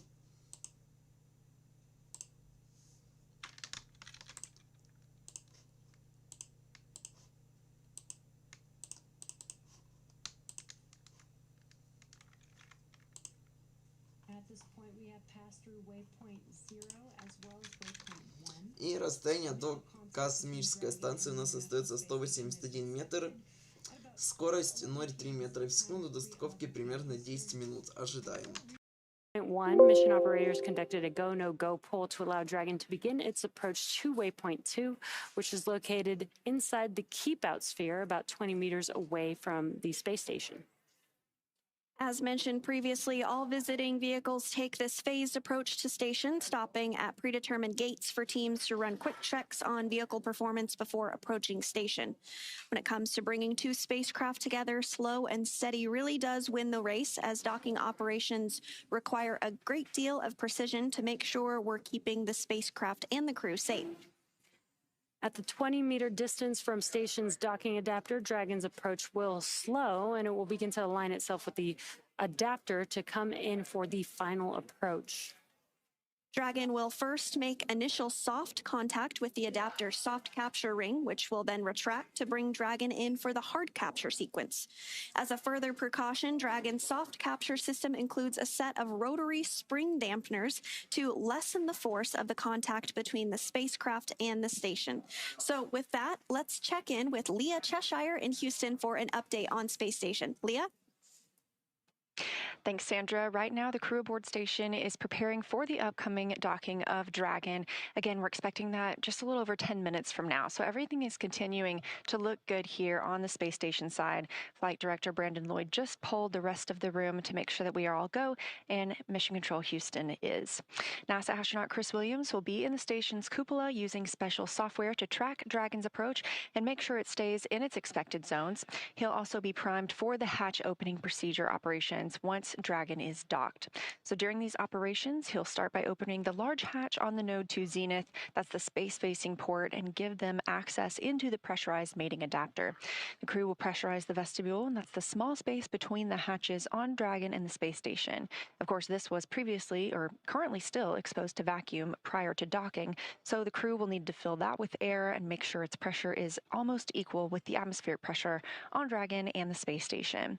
Chris Williams will use a small valve on the station's hatch to slowly introduce air into the station's vestibule. Now, flight controllers here in Houston will monitor and verify the pressure readings to make sure everything is leak-free before we get ready to open up those hatches.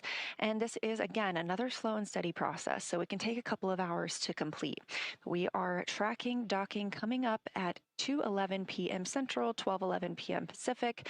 It's followed by hatch opening about 4 p.m. Central, 2 p.m. Pacific. So we're going to round that all out with that welcome ceremony I discussed earlier as Crew-12 officially joins the Expedition 74 crew currently aboard the International Space Station.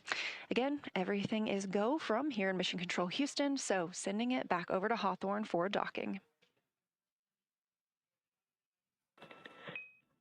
Dragon SpaceX. SpaceX Dragon on the big loop, please. SpaceX Dragon on the big loop, please. Visors on. All right, SpaceX copies, visors down, and I can confirm soft capture ring extension complete. We are not planning to hold at waypoint 2. We'll go through approach 2 prep. Copies, no hold on approach 2.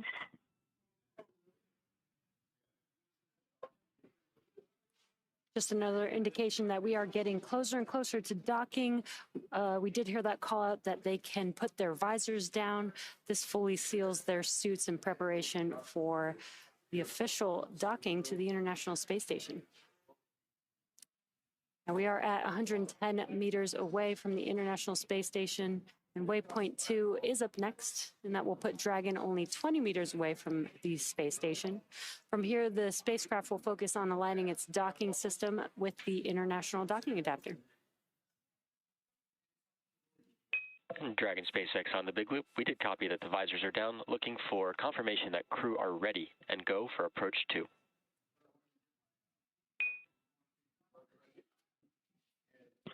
Ready for approach 2.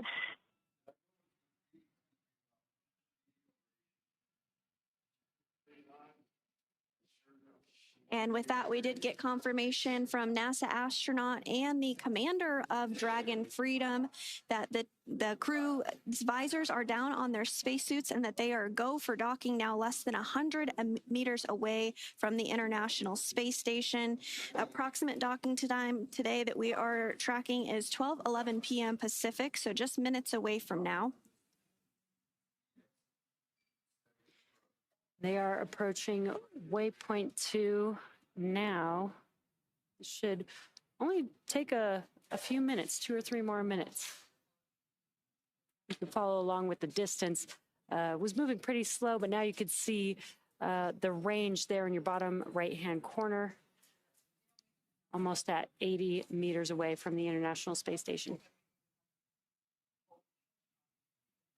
And just prior to docking, you will hear a call out for CHOP, which stands for Crew Hands Off Point.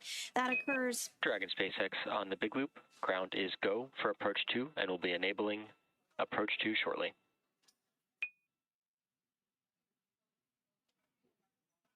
Copy, so. Again, that call out that you'll hear about 30 seconds before docking, called CHOP, is for the crew hands-off point. So any directions that would need to, any actions rather that would need to be taken would happen manually by the spacecraft autonomously versus manually by the crew.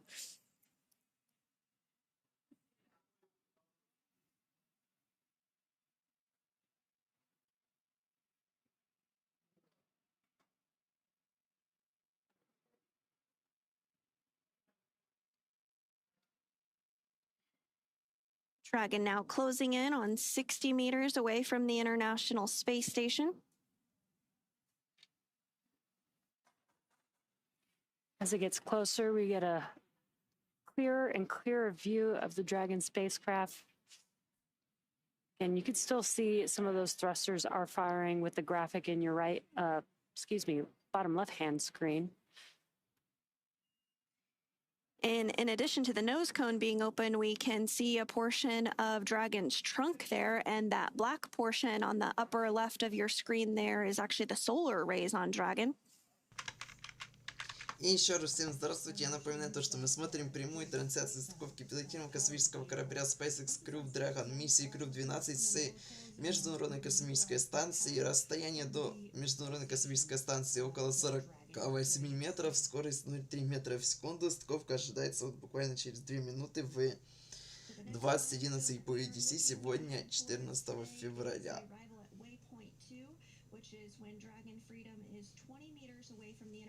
Space Station, as you can see on your screen there, we're now 41 meters away. Just a couple minutes away from docking. We call docking when the Dragon spacecraft first makes contact with the International Space Station, again expected for 12:11 p.m. Pacific time.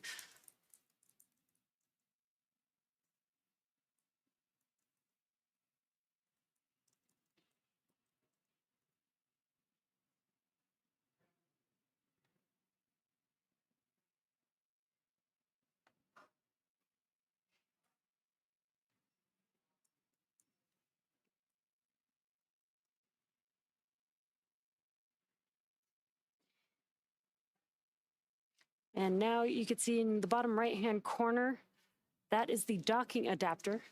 So you can follow along when we make that soft capture with the hooks in the soft capture, as well as hard capture with there's 12 hooks that will connect with the International Space Station to lock it in.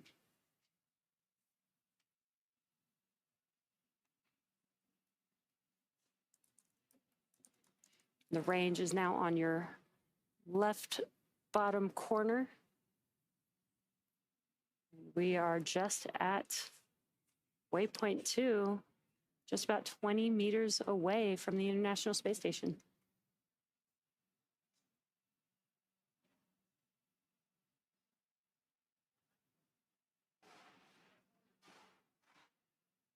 You can see all those thrusters firing on the Dragon spacecraft to maintain alignment with the docking adapter. just right before we approach. They are doing a very short pause here at waypoint 2, holding until the Dragon spacecraft automatically begins the approach for docking. And you can start to see Dragon be eclipsed by a bit of a shadow here. That is because we are actually passing over the terminator line. And that is when the distinction between night and day occurs as the International Space Station orbits the Earth. All players, this is Houston on the Big Loop. Dragon is on final approach and is go for docking. Please monitor per steps 5 and 6 in 1.102, Dragon approach and retreat monitoring.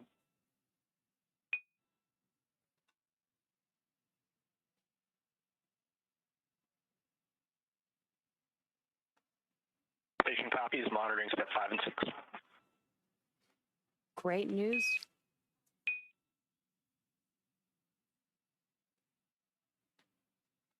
Great news. We did get that confirmation that we are go for docking. And that go coming from the Capcom, or going up to the crew rather, that is Capcom Jacob Lesarge. That was up to NASA astronaut Chris Williams, who is in the cupola as we speak, monitoring approach and docking, now nearing in on 16 meters away from the International Space Station. About 30 seconds prior to docking, we might hear the call out, or we will hear the call out for CHOP, which stands for Crew Hands Off Point. At this point, any aborts will have to be done automatically by Dragon. And the crew on board the space station can also send a retreat command to Dragon if needed. Dragon now 14 meters away from the International Space Station, closing in.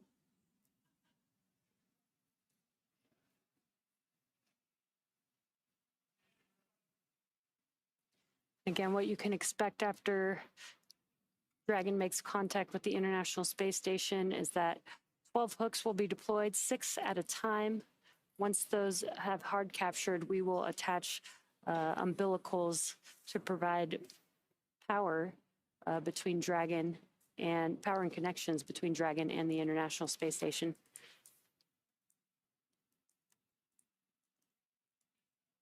Meters. Copy, 10. Just hearing some call-outs between the crew and the core of the distance between Dragon and the International Space Station, just under 10 meters.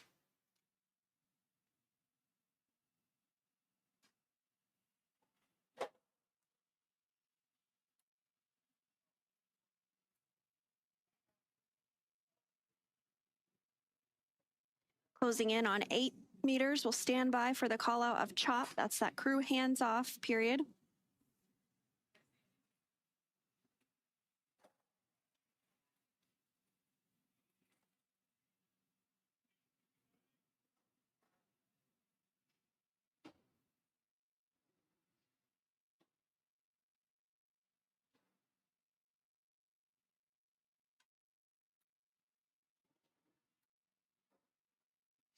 Freedom is approaching 5 meters away from the International Space Station. Copy, 5.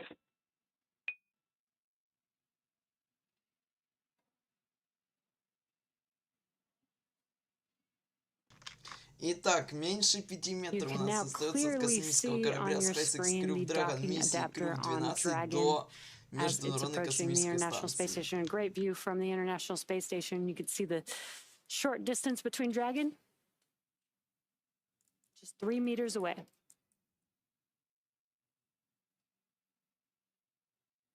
Meters. Copy, 2.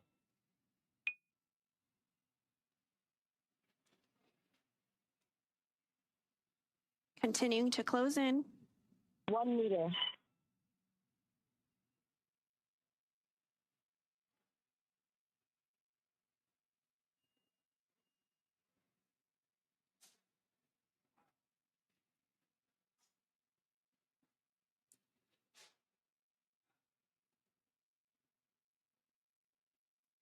Dragon SpaceX on the Big Loop. Dragon contact and soft capture complete. Copy. Soft capture complete. И есть мягкий захват пилотируемого космического корабля SpaceX Crew Dragon миссии Crew-12 с зенитным портом модуля Harmony Международной Космической Станции. Сегодня 14 февраля в 20:15 по UTC. И сейчас у нас начинается уже втягивание и полная жесткая стыковка. То есть хард капчуры, это у нас был софт капчуры.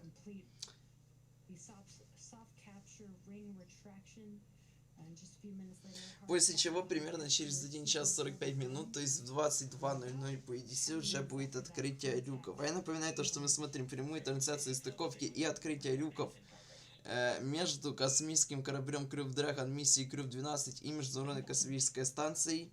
SpaceX и НАСА произвели запуск ракет Falcon 9 в рамках 12-го оперативного пилотируемого космического полета Crew-12 Международную Космическую Станцию со стартовой площадки SC-40 на мысе Канаверал во Флориде в пятницу 13 февраля в 10:15 по UTC. Космический корабль Crew Dragon C212.5 Freedom, используемый в этой миссии, ранее совершил полеты на космическую станцию обратно в рамках миссий Crew-4, Axiom 2, Axiom 3 и Crew-9. Это также был второй полет первой ступени Falcon 9 бустер B1101, который ранее запускала миссию Starlink. После рождения ступеней первая ступень Falcon 9 совершила посадку на посадочной площадке Landing Zone 40 на космодроме на мысе Канаверал во Флориде. Это также была первая посадка на новую посадочную площадку Landing Zone 40. Во время пребывания на орбитальной лаборатории экипаж проведет новые исследования в рамках подготовки к освоению человеком около земной орбиты на благо человечества на Земле. Стыковка с зенитным портом модуля Harmony Международной Космической Станции произведена сегодня 14 февраля в 20:15 по UTC. Открытие люков запланировано примерно на 22:00 по UTC. В состав экипажа входят астронавты НАСА Джессика Мейер, командир миссии, а также пилот Джек Хэттуэй, а также специалисты миссии София Адена из Европейского космического агентства и Андрей Федяев из Роскосмоса. Это был 600-й запуск ракеты Falcon 9, 17-й в этом году, а также 21-й запуск космического корабля Crew Dragon, 20-й пилотируемый и 1-й в этом году. И сейчас ожидаем уже полной жесткой стыковки. Of NASA astronauts Jessica Meir and Jack Hathaway, as well as European Space Agency or ESA astronaut Sophie Adeno and Roscosmos cosmonaut Andrei Fedyaev. And as you can see on your screen there, they are now docked to the Zenith port of the International Space Station. The soft capture system will now begin retracting to bring the spacecraft in closer for a hard capture, which is accomplished by deploying 12 hooks in 2 sets of 6.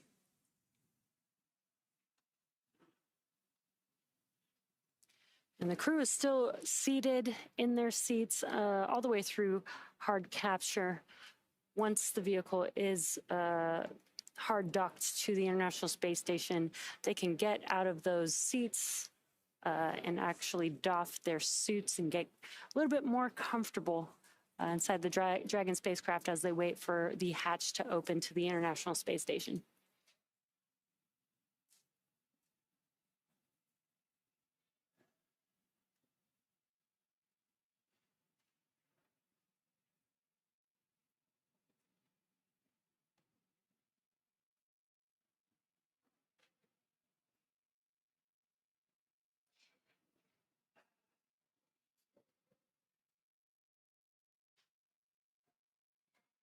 So Dragon's soft capture system will now begin retracting to Dragon SpaceX on the big loop.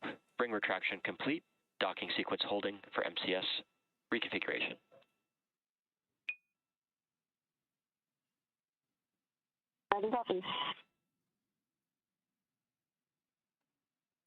And you did hear that confirmation that the soft capture retreat is complete. Next up will be hard capture, which is accomplished by deploying 12 hooks, 2 sets of 6 hooks to firmly hold Dragon in place. And that process does take about 15 minutes or so. Then once all docking events are successful, flight controllers will configure Dragon for docked operations and connect power and data to the spacecraft. At that point, the crew will be able to get out of their spacesuits and set them up to dry and begin operations to get the hatches open and join the expedition crew on board the space station. That does include pressurizing the vestibule, which NASA astronaut Chris Williams will be primed to do, as well as a round of leak checks. And that does take about 2 hours before the hatches will be open today. Following that, we'll have a welcome ceremony before the crew goes into a safety briefing and begins to get up to speed and adjust to life on the International Space Station following their liftoff from Florida yesterday at 2:15 a.m. Pacific.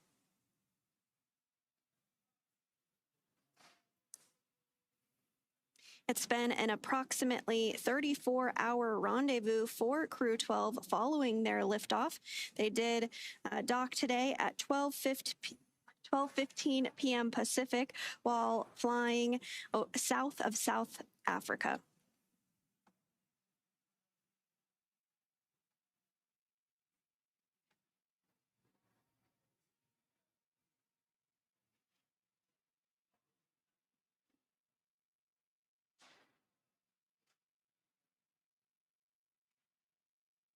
Now, as we're waiting for hard capture to complete, you're looking at a view on the left-hand side that is mission control here in Hawthorne, as well as on your right-hand screen, mission control Houston at Johnson's Space Center.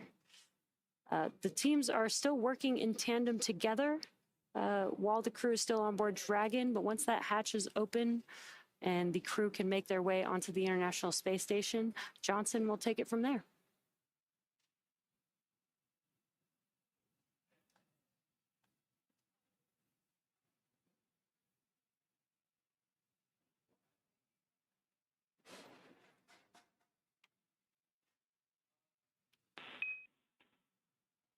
Station Houston on the Big Loop. MCS configured.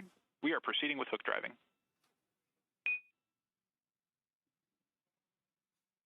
Station copies. Great news. That means that the hard capture sequence is now beginning. This takes just a few minutes, about 4 minutes, to complete that hard capture.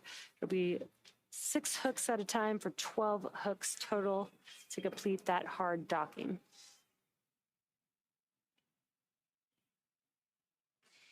And we don't currently have views of Dragon and the International Space Station at this moment due to a handover between satellites, which happens from time to time and is expected. But on the left hand of your screen there, you do see mission control here in Hawthorne, California, as well as on the right hand of your screen, mission control in Houston, Texas. We still are in integrated operations where we have the big loop configured. That big loop is between both mission control centers in Hawthorne and Houston, as well as the crew on the International Space Station and the crew inside of Freedom, who just docked to the International Space Station about 8 minutes ago at 12:15 p.m. Pacific.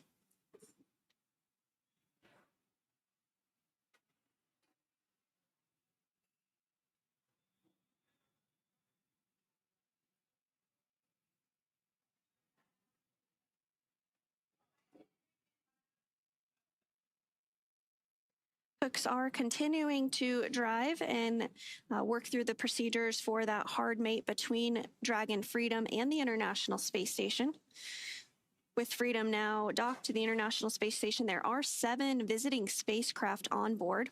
That includes NASA's SpaceX 33rd Cargo Resupply Mission, JAXA, Japan Aerospace Agency's HTV X-1, Northrop Grumman's Cygnus 23 spacecraft, the Roscosmos Soyuz MS-28, as well as 2 Roscosmos cargo spacecraft, Progress 92 and Progress 93.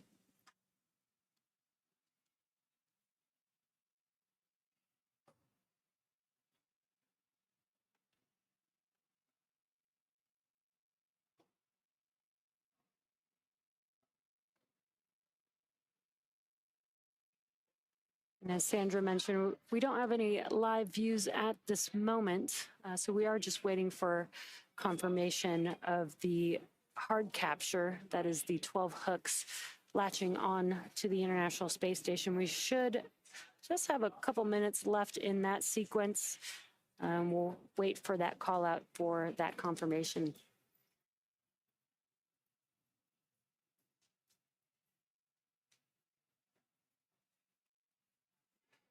And once Crew-12 gets on board the International Space Station, they will complete some training as part of emergency procedures and get acquainted with their new home for the next 8 months. The key point of their mission is to conduct a variety of science experiments to help advance research and technology for future Moon and Mars missions and to benefit humanity back on Earth. Some of this research includes a study on pneumonia-causing bacteria that could help improve treatments here on Earth, as well as on-demand IV fluid generation for future space missions. They're also going to be working on an automated plant health monitoring investigation, as well as investigations of plant and nitrogen-fixing microbe interactions, which could help enhance food production in space, as well as here on the ground. As we think about long-duration missions to the Moon and Mars, growing our own food is going to be critical, as it may not always be possible to send cargo space flights up. So this investigation could lead to improved plant growth on board the International Space Station and then eventually onto the Moon and Mars.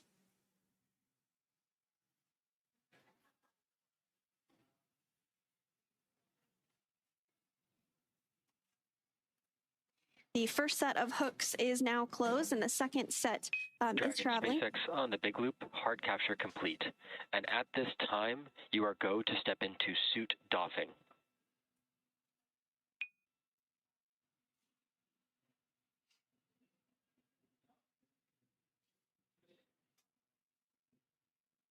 At gentle contact, we have bridged the legacy of humankind's continuous presence in space, spanning more than 25 years at this very site. The International Space Station is more than a structure. It is a promise kept, decades in the making, built by nations, sustained by trust and partnership, empowered by science, innovation, and curiosity. As we look back at Earth from these windows, we are reminded that cooperation is not just possible, it is essential. Up here, there are no borders, and hope is universal. I want to thank the teams at NASA, SpaceX, ESA, CSA, JAXA, and Roscosmos. Your work has guided us safely here across the vastness of space to this outpost where all of humanity lives and learns together. Crew-12 was honored to join our Expedition 74 friends and colleagues, Sergei Kucherchkov, Sergei Mikhaev, and Chris Williams, to add our chapter to the story of the International Space Station. Et maintenant, un mot pour les Français. Bonjour les Français depuis la capsule Dragon SpaceX avec l'équipage Crew-12. Un grand merci à toutes les équipes de SpaceX, de la NASA, de l'ESA, du CNES, de Roscosmos, de la CSA et JAXA qui contribuent directement au succès de cette mission. Nous venons nous amarrer à la Station spatiale internationale après 34 heures de vol libre. Tout se passe de manière nominale et la Terre est vraiment, vraiment belle depuis là-haut. Merci à vous de votre soutien et de votre enthousiasme. Ça nous fait chaud au cœur. Je suis fière d'embarquer la France et l'Europe dans cette incroyable aventure qui dépasse les frontières. Comptez sur moi pour en partager toutes les étapes avec vous et faire briller les étoiles dans les yeux des Français. Prenez soin de vous et à bientôt. Over to Andrew. Отличная работа, ребята. Всем большое спасибо. We're grateful to be on board and we're ready to get to work.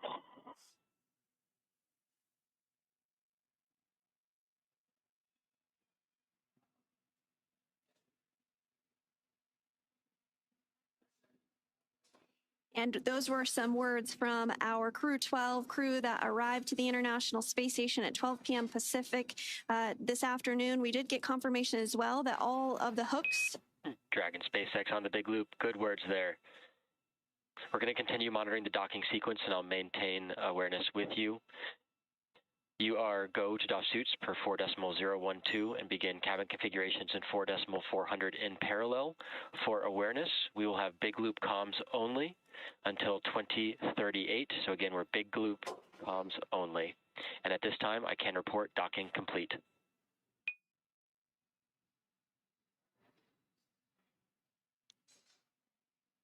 That's complete and big loop comms only.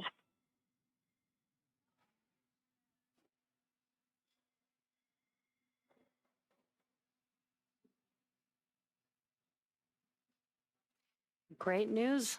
Docking is officially complete. Now that Dragon has completed its docking sequence, the spacecraft must undergo a handful of checks before the hatch is opened.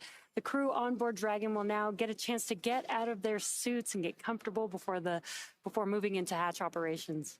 That's right, and things will be picking up inside the space station too as NASA's Chris Williams gets the hatch on the station side ready to be opened and start pressurizing that area known as the vestibule between the Dragon and station hatches. With Dragon docked, that's going to do it for us here in Hawthorne, but our coverage for Crew-12 won't stop here. In a minute, we're going to toss it over to Leah in Mission Control Houston to take us through the vestibule depressurization and hatch opening, when we'll see NASA astronauts Jessica Meir and Jack Hathaway, European Space Agency astronaut Sophie Adano, and Roscosmos cosmonaut Andrei Fedyaev float into the International Space Station. But first, let's have a quick recap here. They got suited up and took a very short ride to the launch pad, ingressed on Dragon, and then yesterday, February 13th at 2:15 a.m. Pacific time, 5:15 a.m. Eastern, the 9 Merlin 1D engines ignited and Falcon 9 lifted off from Space Launch Complex 40, beginning Crew-12's journey to the International Space Station. Our Stage 1 vehicle came back down to Earth and landed at our newest recovery site, Landing Zone 40 at Cape Canaveral Space Force Base.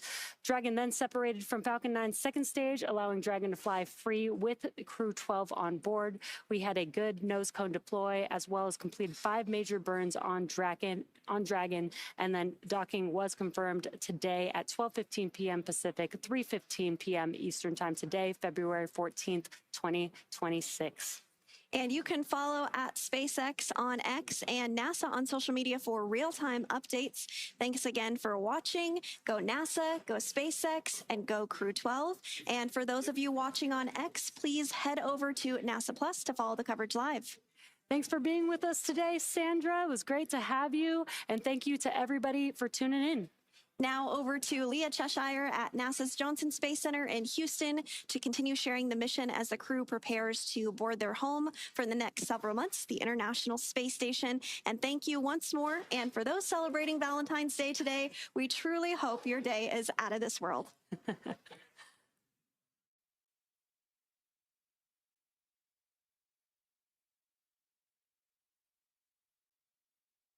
Happy Valentine's Day indeed here in Mission Control Houston.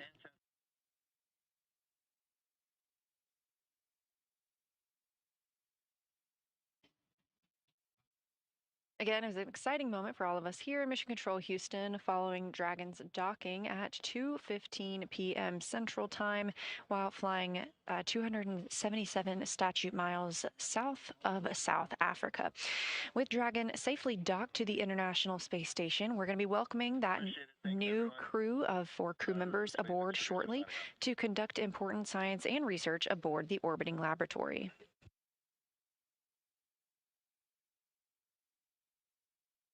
As we've been discussing, NASA astronaut Chris Williams is prime on the space station side for these upcoming and ongoing operations. He's securing some hardware and then moving right into those hatch preparation operations. First thing he will do is open the large hatch at the Node 2 Zenith. That's where the Dragon spacecraft docked today and where they will remain until they get ready to go home several months from now. That Zenith port is the space-facing port on the International Space Station, and opening that hatch will give Williams access inside the pressurized mating adapter.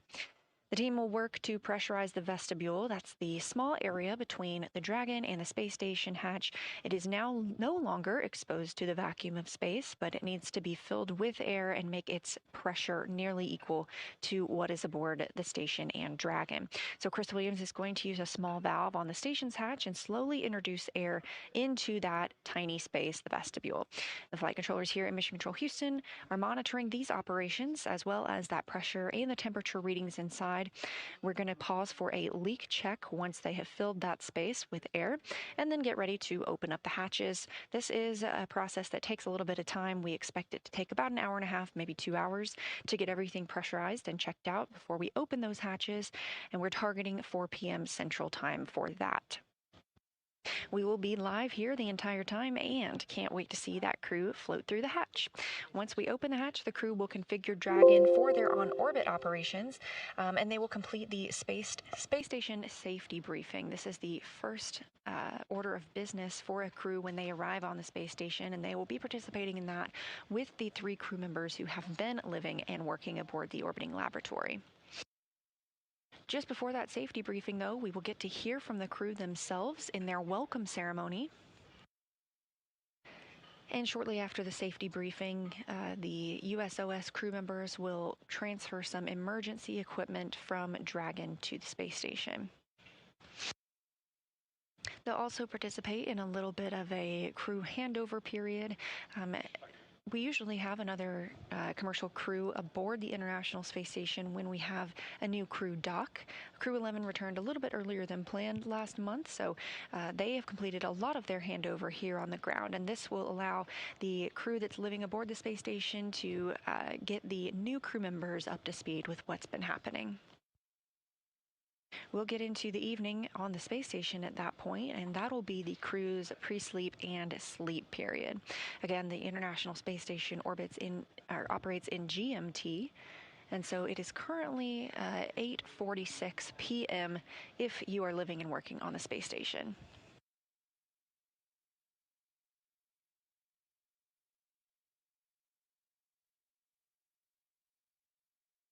Again, we're going to continue to provide live coverage of the remainder of the process through hatch opening and the welcoming ceremony from here in Mission Control Houston. This view on your screen, NASA astronaut Chris Williams. He is the only NASA astronaut currently aboard the International Space Station, but that is about to change as he will welcome his crewmates Jessica Meir and Jack Hathaway.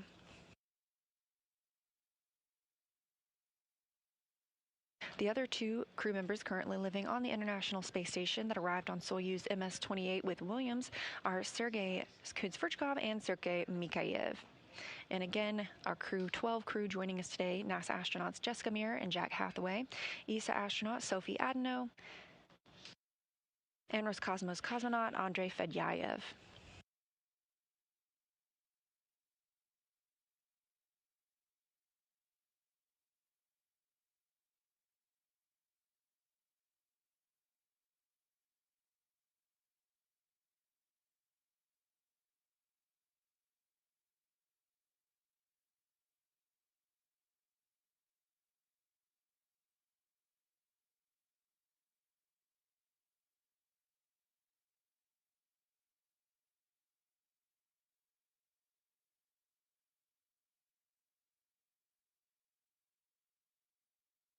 The Crew-12 crew joining today are going to be part of Expedition 74 on the International Space Station. That began on December 8th, 2025. It'll continue through the departure of the Soyuz MS-28 crew later this year. And as we have discussed previously in this broadcast, we are celebrating 25 years of human presence aboard the International Space Station, meaning if you are under 25 years old, there has never been a day in your life that all humans have been on the Earth. We've always had somebody living in space.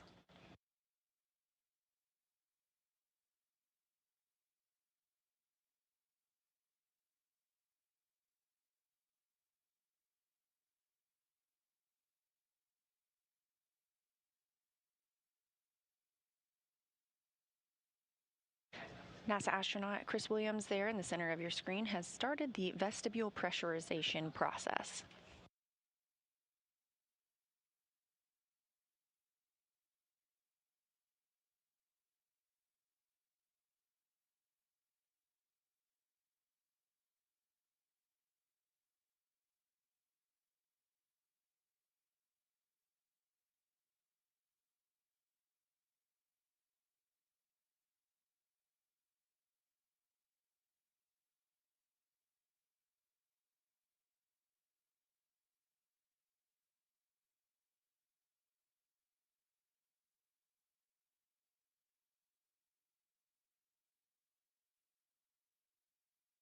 We are in a handover period aboard the International Space Station. We hand over our satellites from in the tracking and data relay satellite system. So these are all monitored and expected handover periods. We'll regain communications with the International Space Station very shortly.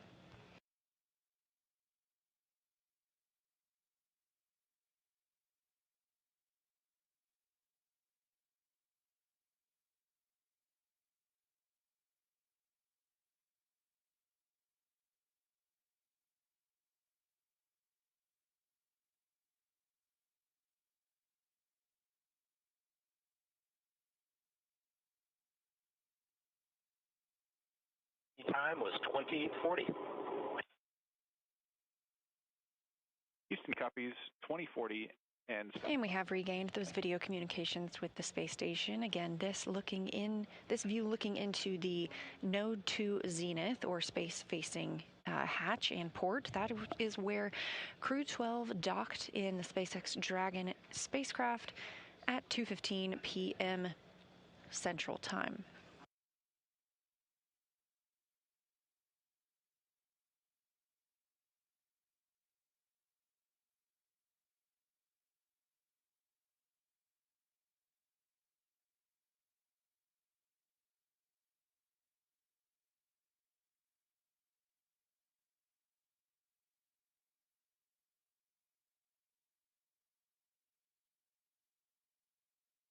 NASA astronaut Chris Williams did begin the vestibule pressurization process. Again, the vestibule is that small space between both the space station hatch and the Dragon hatch.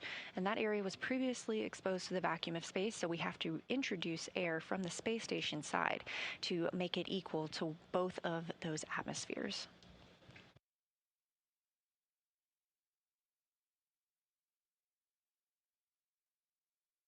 Throughout this time frame, the teams in Mission Control Houston have they pause for leak checks in this vestibule.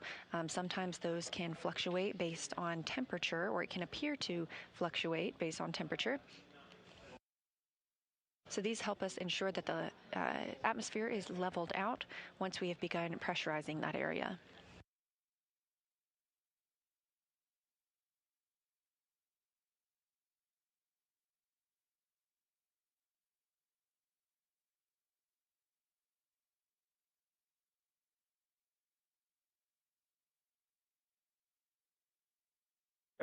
Just a moment ago, we saw a glimpse of Roscosmos cosmonaut Sergei Kutsverchkov, one of the two cosmonauts and one of the two Sergeys living aboard the International Space Station, the other being Sergei Mikhaev. He is standing by also to welcome the new crew members aboard the space station.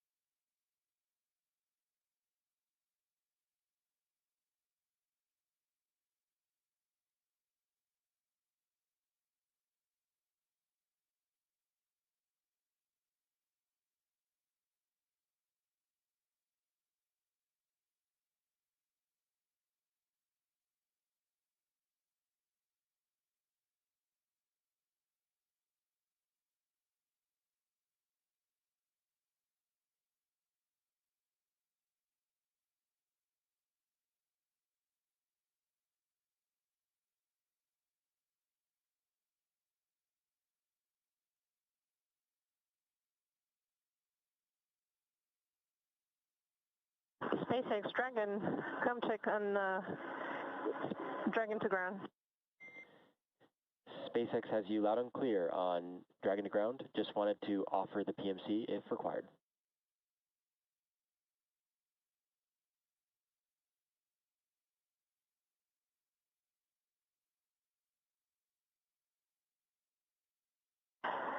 So suggestion is to set up the PMC, but for now, procedure in work. No questions yet, but please prepare. SpaceX copies. I'm going to go ahead and set up Dragon to ground private. Any comms that come from the cabin mic will be on Dragon to ground private, and so we'll just have that ready to go and be standing by for any questions. Dragon copy.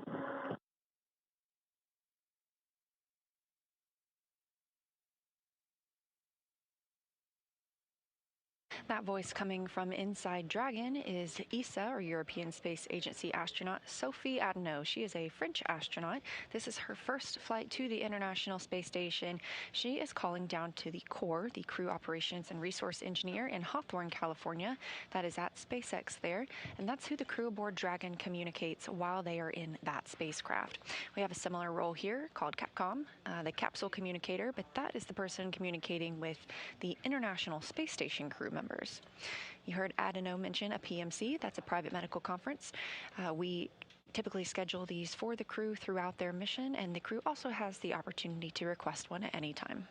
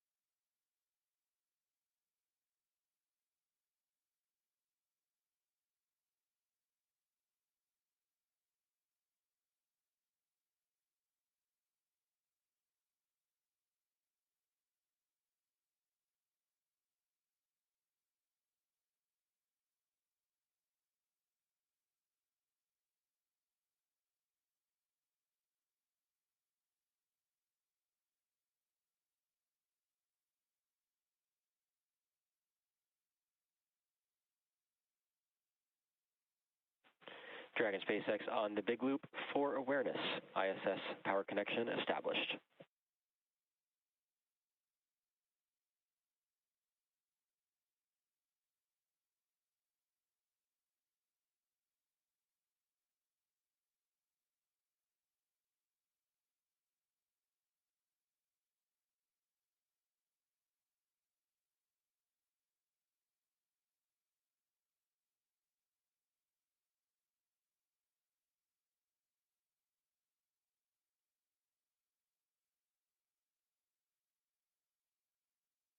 Экипаж МКС ЦУПу Москвы в Канаверал.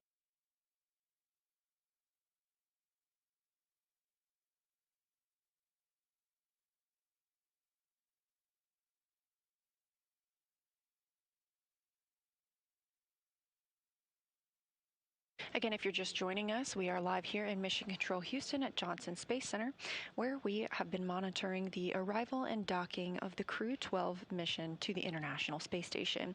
Dragon docked to the Node 2 Zenith, or space-facing port, at 2:15 p.m. Central Time today, February 14th.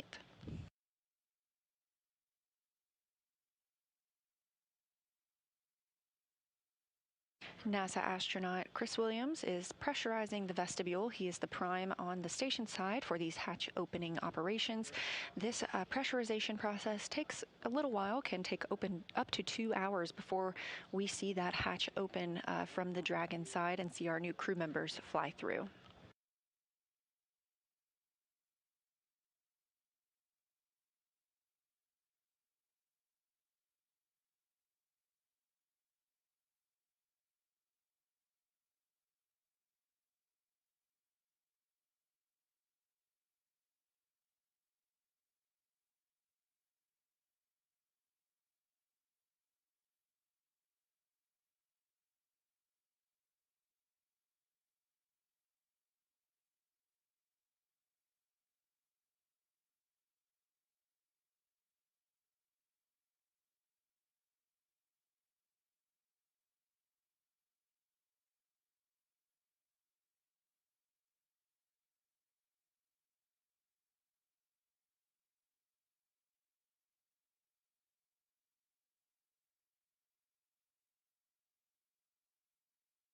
Two views. On the left side of your screen, you have the Dragon spacecraft docked to the International Space Station, and you just saw the lighting change a little bit.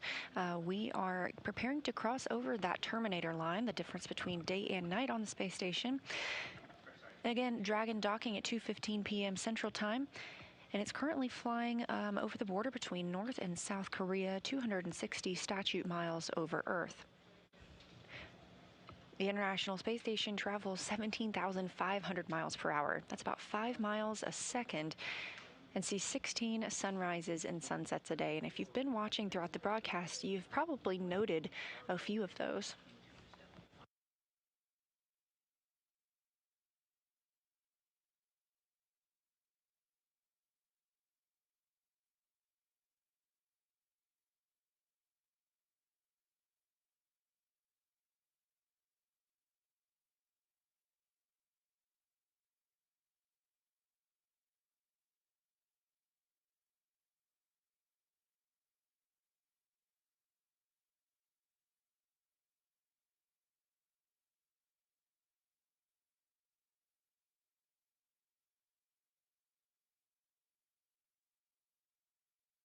And on the right side of your screen, again, that is the interior of the Node 2 Zenith hatch.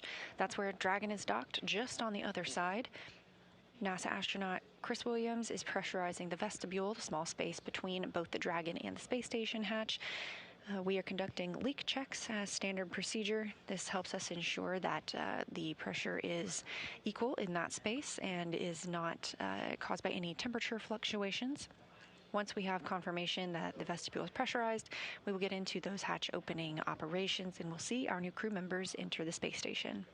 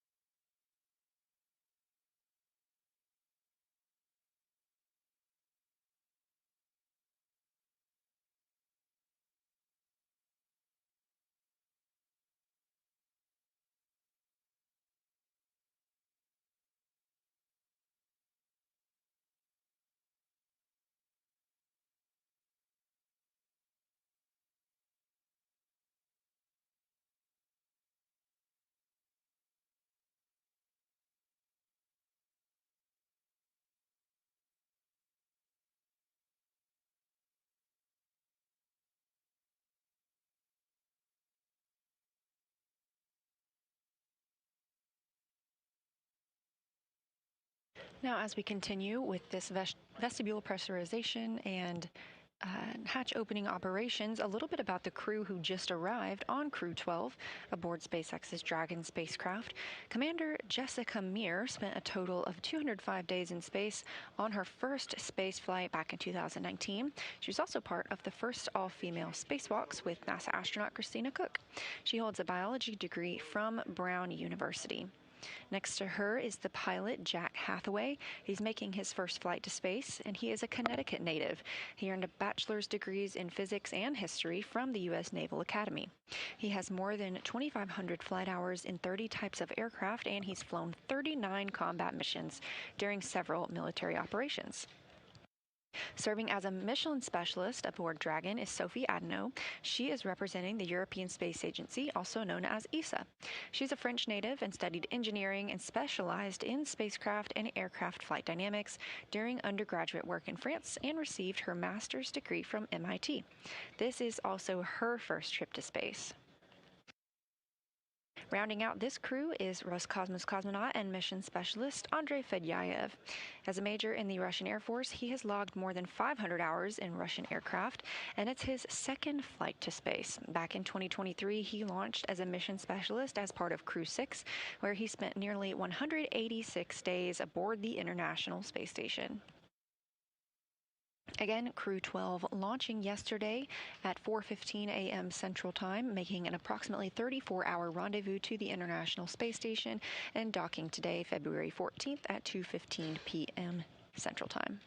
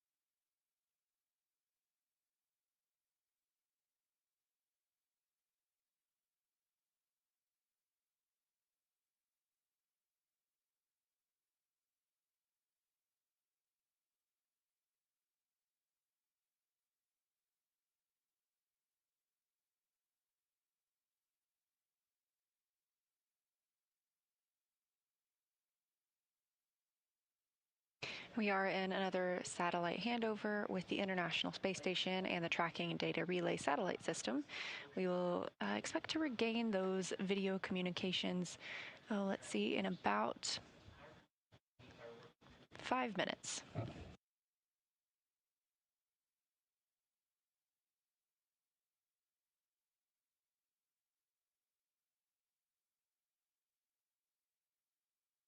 Again, this view in Mission Control Houston at Johnson Space Center as all flight controllers continue to monitor systems aboard the International Space Station.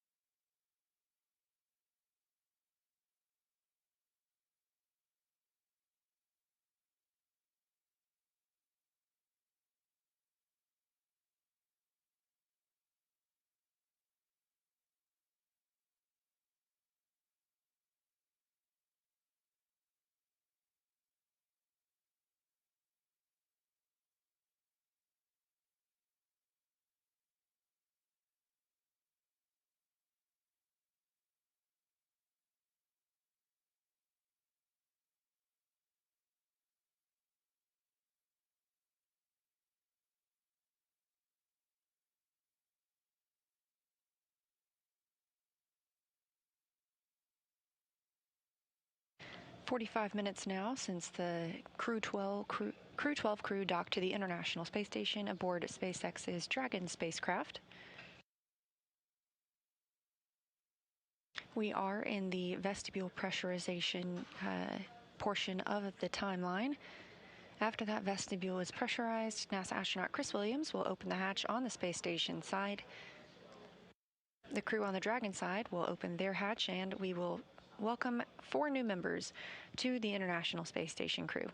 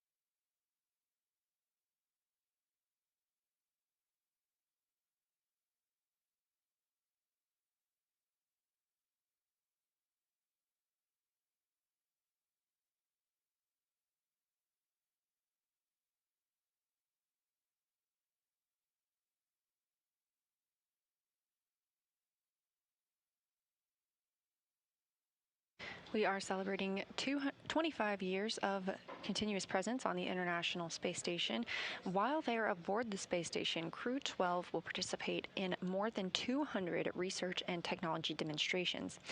These include studies of pneumonia-causing bacteria to improve treatments, on-demand intravenous fluid generation for future space missions, automated plant health monitoring, investigations of plant and nitrogen-fixing microbe interactions that enhances food production in space, and research on how physical characteristics may affect blood flow during flight.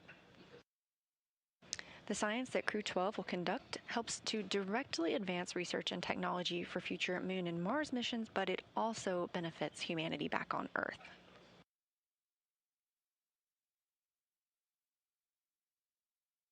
In that 25 years of continuous human presence on the space station, over 4,000 research investigations have been conducted. That includes work from over 5,000 researchers in 110 countries.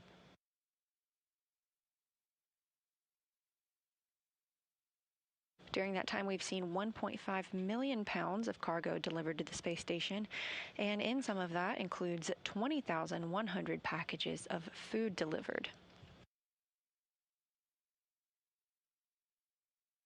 Those cargo resupply missions also provide those research experiments that the crews work on, as well as fuel for the International Space Station reboosts.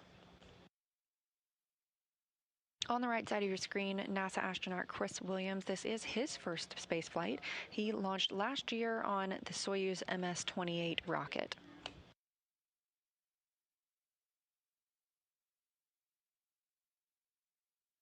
As you can see him in that Node 2 Zenith hatch, he is checking the CTBs, or the cargo transfer bags. These are how items are stored aboard the International Space Station. And if you look closely, you can see they're each numbered, and each bag stores a different variety of items. We do have flight controllers here on the ground that track the location of every single item aboard the International Space Station, so that when a crew needs something, they know exactly where to tell them to look.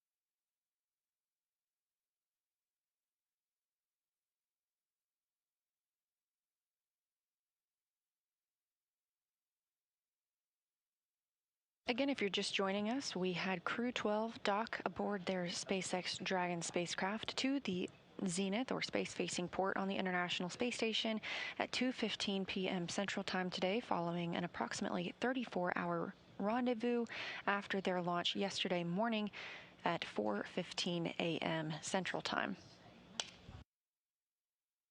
We are in the process of pressurizing the vestibule, that space between the Dragon and space station hatch. That was previously exposed to vacuum, so we have to introduce air from the space station side to make sure that the pressure equals out with both of these spacecraft. This process can take up to 2 hours. NASA astronaut Chris Williams is working this on the space station side. And we're standing by as they continue this process. We're expecting hatch opening at approximately 4 p.m. Central Time. We are in another satellite handover from the tracking data and relay satellite systems, and we expect to regain that communication shortly. This is Mission Control Houston and all of the flight controllers monitoring the mission today.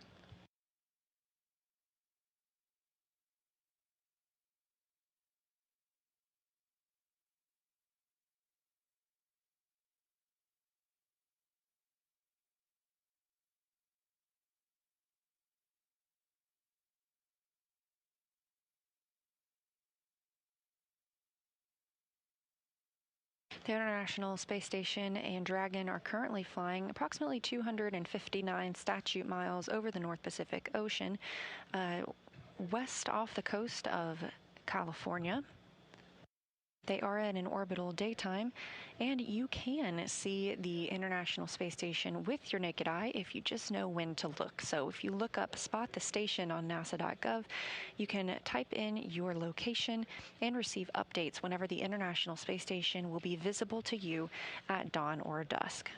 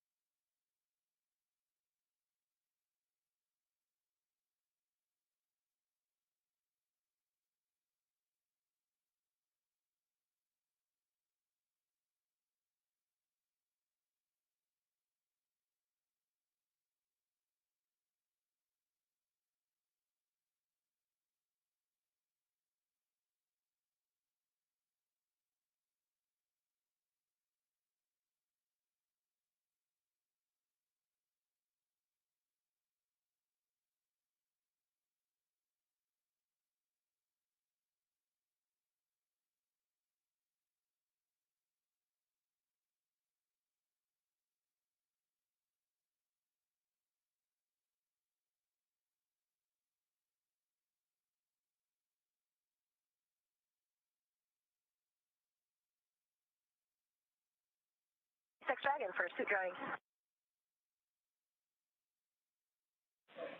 Go ahead for suit drawing. Just letting you know we started an hour clock timer about 5 minutes ago.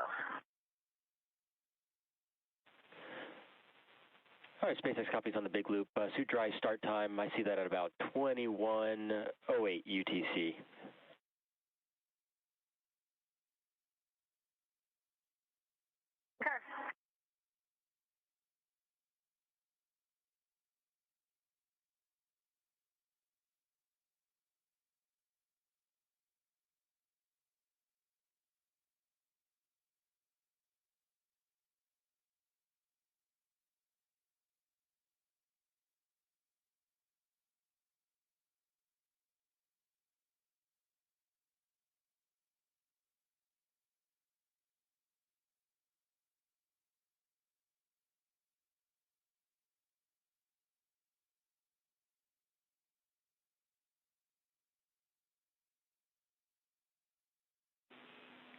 Station, Houston on Space to Ground 2. Chris on the big loop for the hatch open. Station's with you on Space to Ground 2. Hey, Chris, whenever you're ready, we are ready now for you to execute procedure 2.102. That's Crew Dragon arrival, part 2, step 3, go. We expect equalization to take 4 minutes.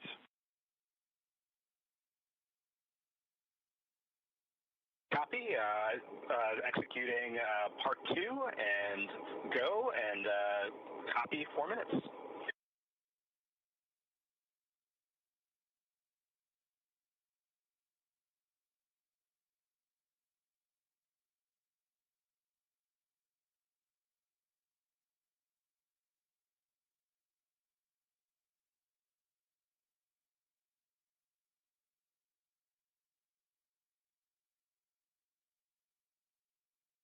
That call from Capcom, our capsule communicator Brandon Lesarge here in Mission Control Houston at NASA's Johnson Space Center in Houston, Texas, to NASA astronaut Chris Williams, living and working aboard the International Space Station.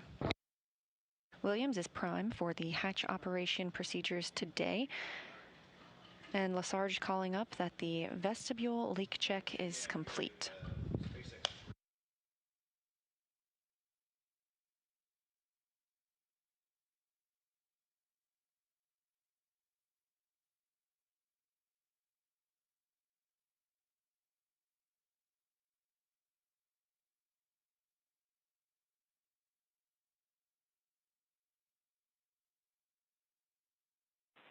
Dragon SpaceX on Dragon to Ground. Can you confirm which suit you had the observation on the glove on? Seat 4. Copy.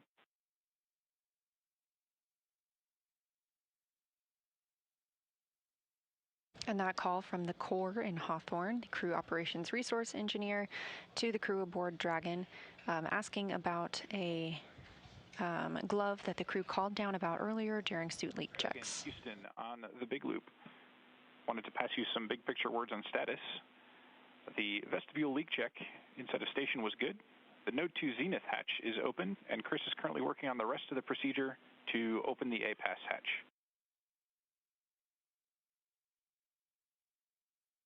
Dragon copies. Chris is working on the APAS hatch.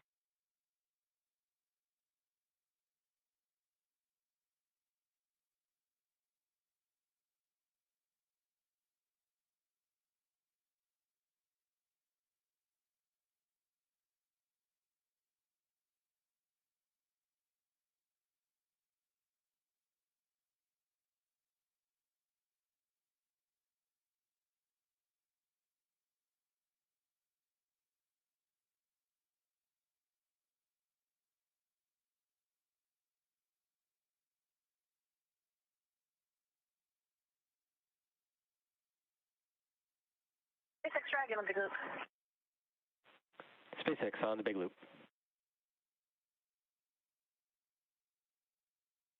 I'm looking at 4.400 as we're also finishing 4.012. I'm wondering if we can defer some of the actions due to time and the CAO event. What recommendation you have? Like, for example, the consolidation of all the water and food trash into large outer bags. Would you recommend skipping any of those steps for now? SpaceX copies. At this time, we do recommend trying to complete all actions in 4.400, which we may be able to accomplish before we're able to step into hatch opening. So I would like to prioritize trying to accomplish sections 2 and 3, if possible. Okay, we'll do that.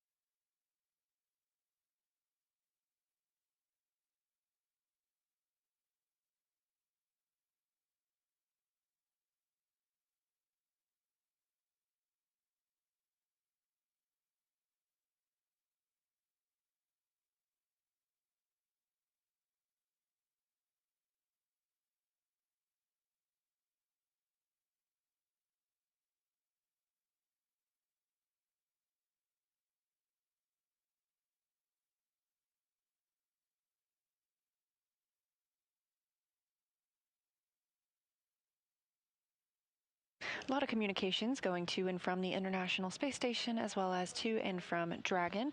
The crew inside Dragon are working through procedures to stow everything and begin that egress or exit from their capsule and ingress or enter the International Space Station, which will be their new home for the next several months. We did hear that we have a good vestibule pressure leak check. So we continue to step through these procedures smoothly before we open up the hatches. We are in a satellite handover with the Tracking Data Relay Satellite Systems. This is Mission Control Houston at Johnson Space Center in Houston, Texas, where all the team members continue to monitor the arrival of Dragon and now these hatch opening operations.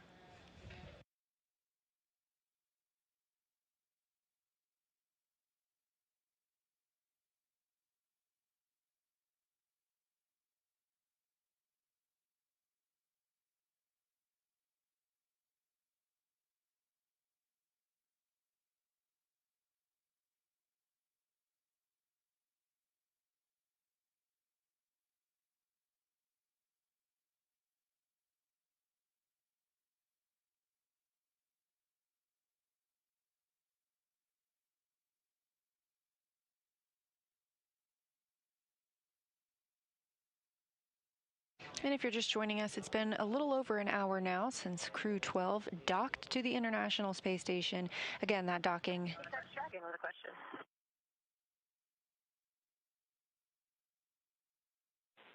SpaceX is up on the big loop. I'm just wondering, for that trash consolidation, is there another set of utensils in the downhill stuff? Are those utensils considered trash? All right, SpaceX copies. There should be another set, but stand by one while I just confirm for you before I give you an affirmative. Okay, we copy.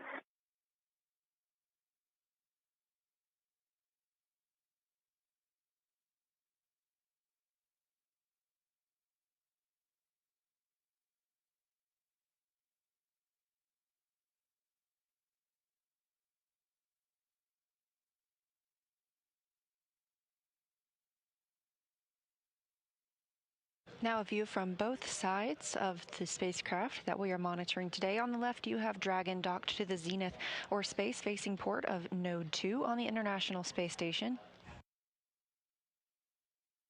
On the right, you can see into that Node 2 hatch.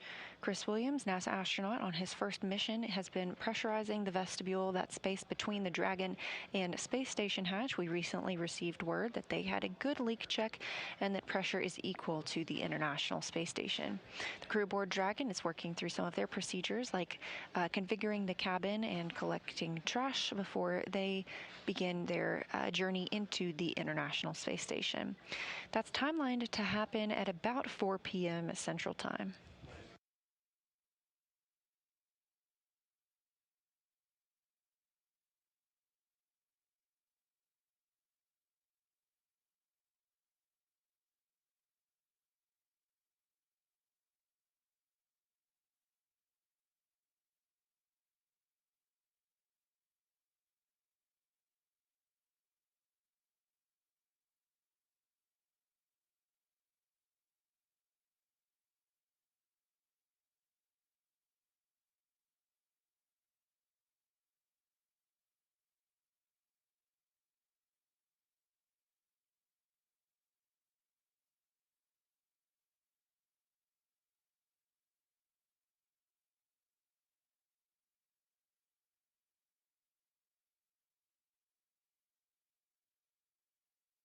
SpaceX Dragon, ready for the inventory.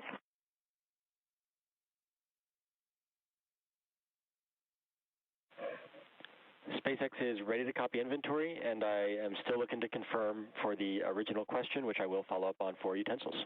But at this time, ready for inventory. Sure. So for the inventory, water, bag number 2010, bag number 202, 0, bag number 203, 0, and bag number 204, 1. copy for 201 through 203, all 0, and 204 is 1. Yes, that's correct. And for food, bag number 301, 302, 301, 302, 0.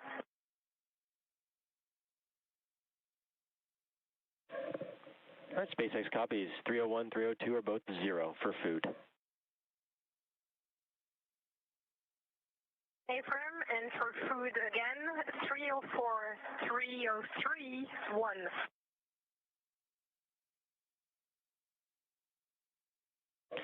Copy 1 for 304 and 303.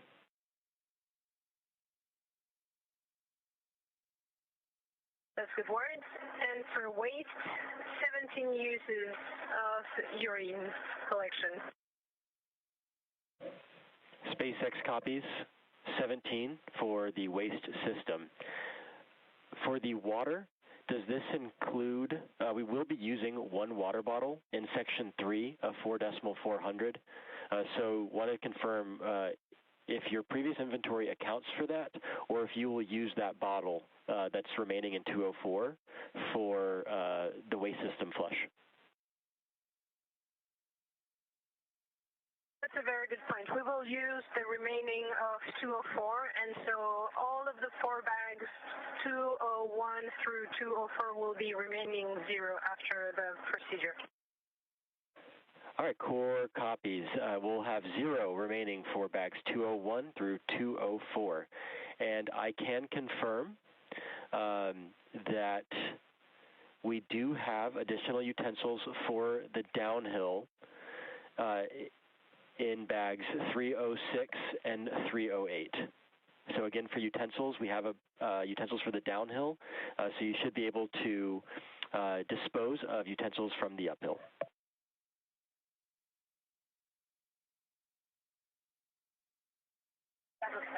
Copy.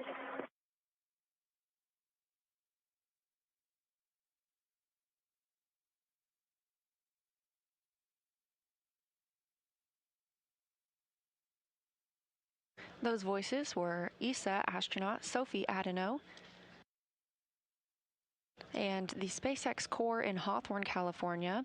Adeno was reporting all of the inventory that they used aboard Dragon during their 34-orbit rendezvous to the International Space Station. As previously mentioned, everything aboard the space station is meticulously tracked, and the same is true for Dragon. This view in the center of your screen is NASA astronaut Chris Williams working through the hatch opening process.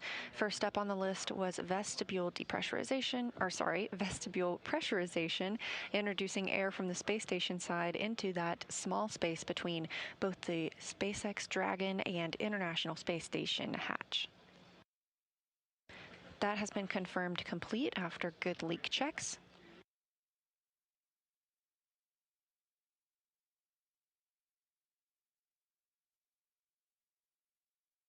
Again, we had docking today at 2:15 p.m. Central, and we are expecting hatch opening at about 4 p.m. Central.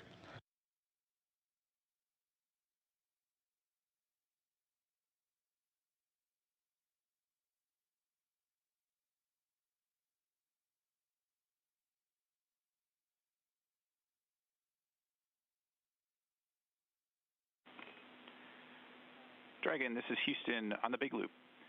Wanted to let you know to stand by for hardline audio config. What this means is there will be about 2 to 3 minutes of audio outage while we make the configuration swap. Do you have any questions? Dragon copies, we're standing by.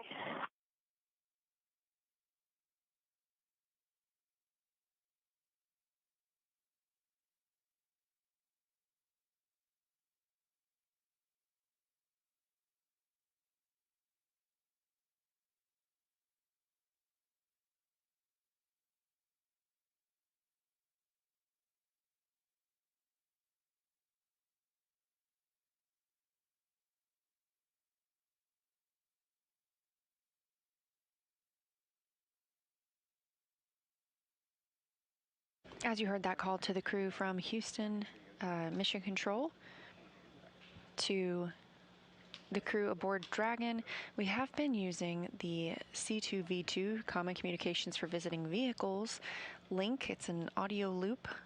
Also, we call it the Big Loop, that allows us to talk to all of the crew members in space aboard the orbiting International Space Station, as well as aboard the SpaceX Dragon, with Mission Control Houston and Mission Control in Hawthorne, all on the same loop.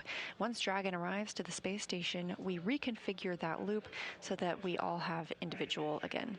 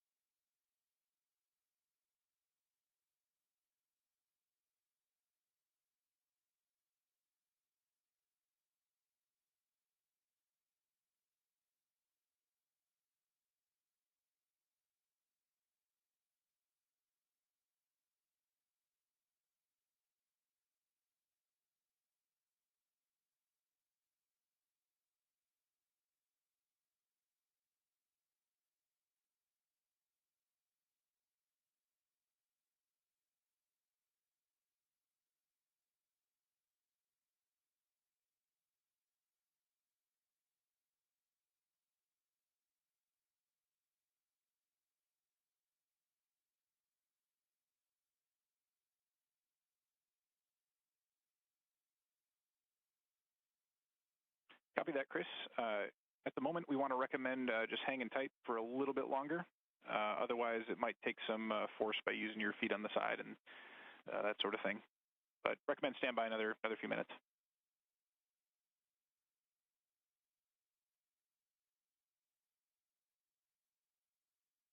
Copy all. I'll stand by another few minutes, and then I can really give it some force. Copy. And naturally, our inclination is to want to check to make sure that the APAS or the valve there is still open too. Affirm. Valve is open and the rollers are retracted. We copy. Thank you. Communications between Jacob Lesarge, the Capcom here in Mission Control Houston, and NASA astronaut Chris Williams, you see on your screen, on the International Space Station. With the vestibule pressurized, we are letting that level out before he attempts to open the APAS hatch. That helps make it a little bit easier to open that hatch. Requires a little less effort once that has leveled out with the pressure aboard the space station.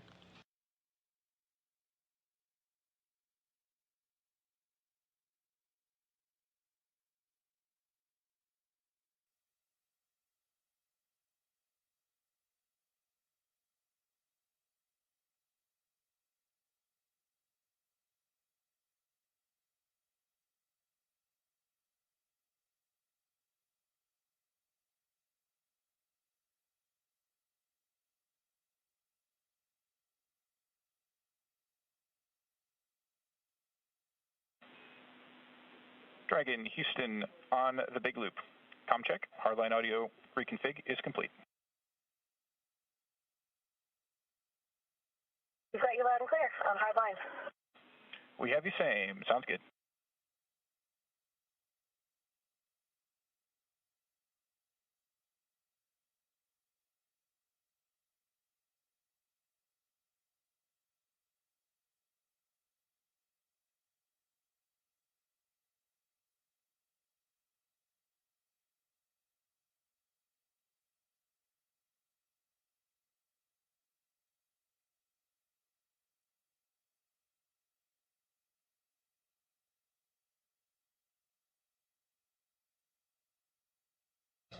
NASA astronaut Chris Williams has opened the APAS hatch. That exposes the vestibule that he was previously pressurizing, and through that vestibule is the SpaceX Dragon spacecraft with the awaiting 4 Crew-12 crew members. Is with you on the big loop. Again, they're docking coming at 2:15 p.m. Central today. We've got all of it out and just temp stowed right now. Is this coming into station with us now? We're just leaving it temp stowed. Is that the plan?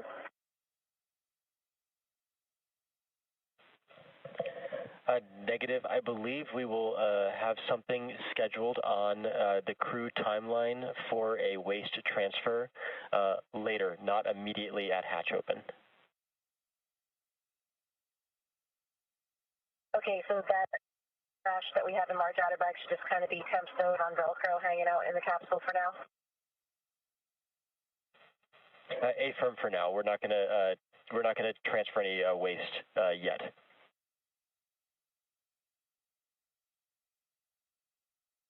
Okay, we copy, and just an FYI, we'll have to give you a slight update for water consumption and toilet flush count in a few minutes after we all finish with those laps. Copy that. Yes, I was tracking that in section 3 for that updated count. And then I have a follow-up on the photos for the suit glove. One ready to copy.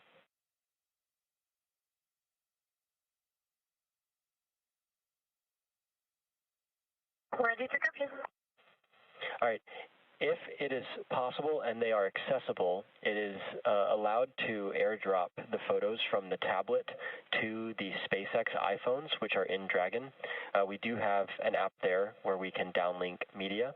However, if that is hard to get to right now, I'm going to say let's not do that at the moment, and we can look at another opportunity to downlink the photos later on after we have you guys in ISS, and we can get that scheduled.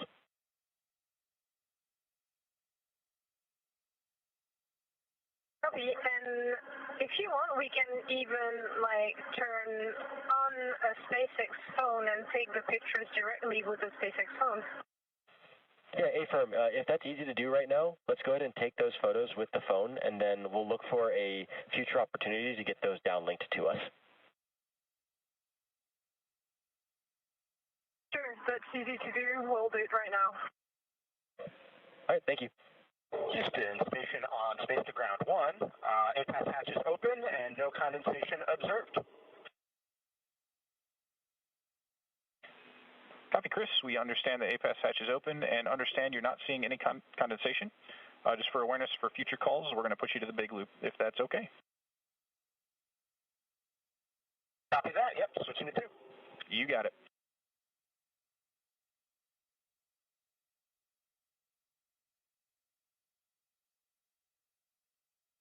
That's NASA astronaut Chris Williams communicating with the Capcom here in Mission Control Houston, discussing the APAS hatch, and that is the hatch you see he just opened.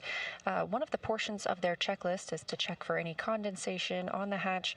Williams reported there was none, and so they are continuing to step through those procedures. You also heard some communications with the crew aboard Dragon and the core in Hawthorne, California. They are continuing to work through stowing the items they have been using in Dragon and preparing to open the hatch.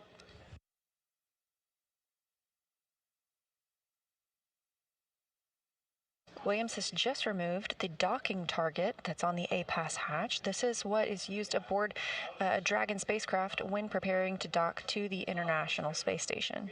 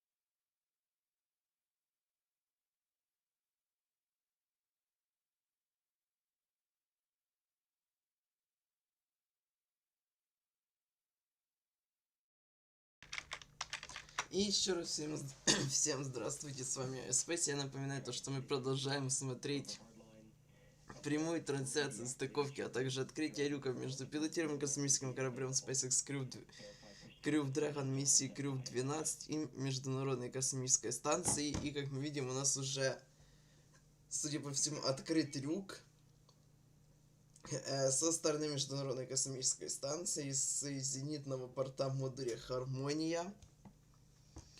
И в ближайшие минут 20 уже примерно ожидает открытия люка уже с стороны космического корабля Crew Dragon. Открытие люков будет где-то в 22:00 по UTC со стороны корабля. NASA astronaut Chris Williams stepping through the hatch opening procedures. He is installing the APAS hatch cover, having recently removed that docking target.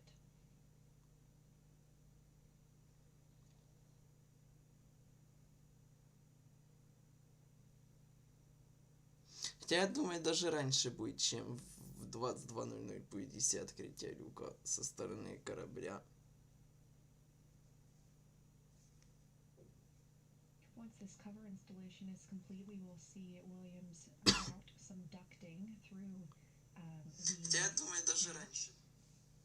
Но, впрочем, SpaceX и НАСА произвели запуск ракеты Falcon 9 в рамках 12-го оперативного пилотируемого космического полета Crew-12 на Международную Космическую Станцию со стартовой площадки SC-40 на мысе Канаверал во Флориде в пятницу 13 февраля в 10:15 по UTC, то есть вчера. Космический корабль Crew Dragon C212.5 Freedom, используемый в этой миссии, ранее совершил 4 полета на Космическую станцию в рамках миссии Crew-4, Аксиом 2, Аксиом 3 и Crew-9. Это также был второй полет первой ступени Falcon 9 Booster B1101, которая ранее запускала одну миссию Starlink. После разделения ступень, первая ступень Falcon 9 впервые совершила посадку на новую посадочную площадку Landing Zone 40 на космодроме на мысе Канаверал во Флориде. Во время пребывания на орбитальной лаборатории экипаж проведет новые исследования в рамках подготовки к освоению человеком околоземной орбиты на плане человечества на Земле. Стыковка с зенитным портом модуля Гармонии Международной Космической Станции была произведена 14 февраля в 20:15 по UTC, а открытие люков, как уже говорилось, ожидается до 22:00 по UTC в течение 18 минут. Люк же со стороны Международной Космической Станции, как мы видим, уже открыт. Также в состав экипажа входят астронавты НАСА Джессика Мейер, командир миссии, а также пилоты Джек Хэтуэй, а также специалисты миссии София Дэна из Европейского космического агентства и Андрей Федяев из Роскосмоса. Это был уже 600-й запуск ракеты Falcon 9 и 17-й в этом году, а также 21-й запуск кораблей Crew Dragon, 20-й пилотируемый и 1-й в этом году.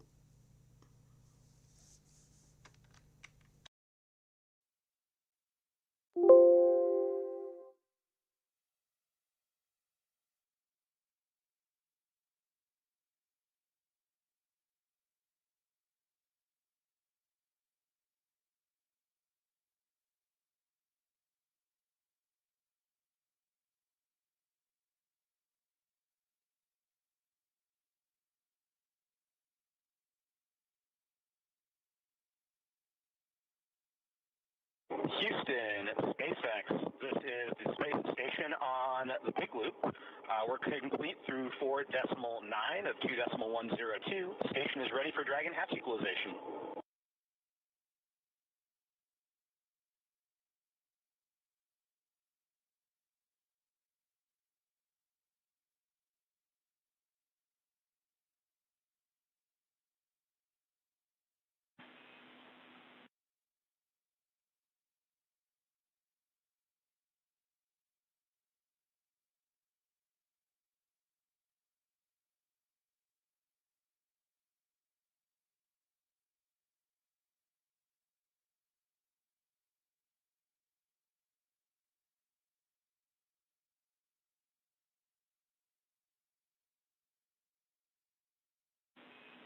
Chris, Houston on the big loop. Dragon is still working on hatch equalization procedures. Expect another maybe 10 minutes until we're ready for equalization. Station copies all. We're standing by.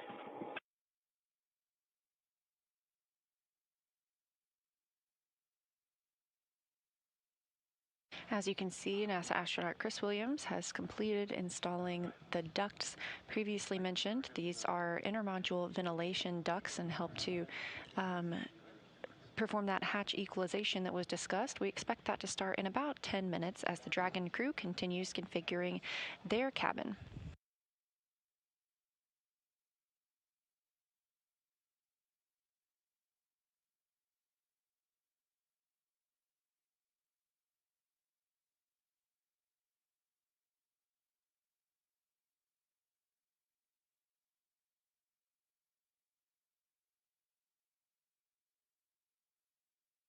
An hour and a half now since Crew-12 docked to the International Space Station at 2:15 p.m. Central Time. We are timelined to see hatch opening in around 4 p.m. Central.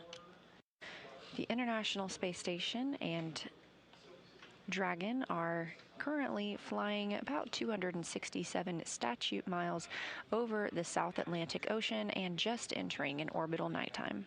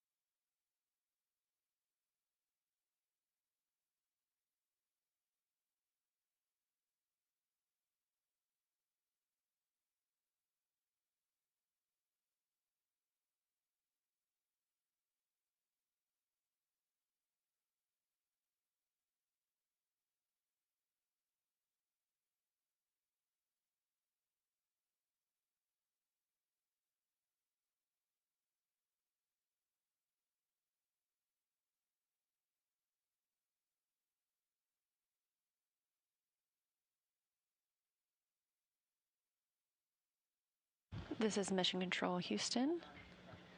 A view on your screen now of Sergei Mikhaev aboard the International Space Station, one of the two Sergeys living on the space station, joined by NASA astronaut Chris Williams. Williams has been working to configure hatch operations as we prepare to welcome Crew-12 aboard the orbiting laboratory. The crew aboard Dragon is still working through their checklist to ensure they're ready to enter the International Space Station, which will be their home for the next several months.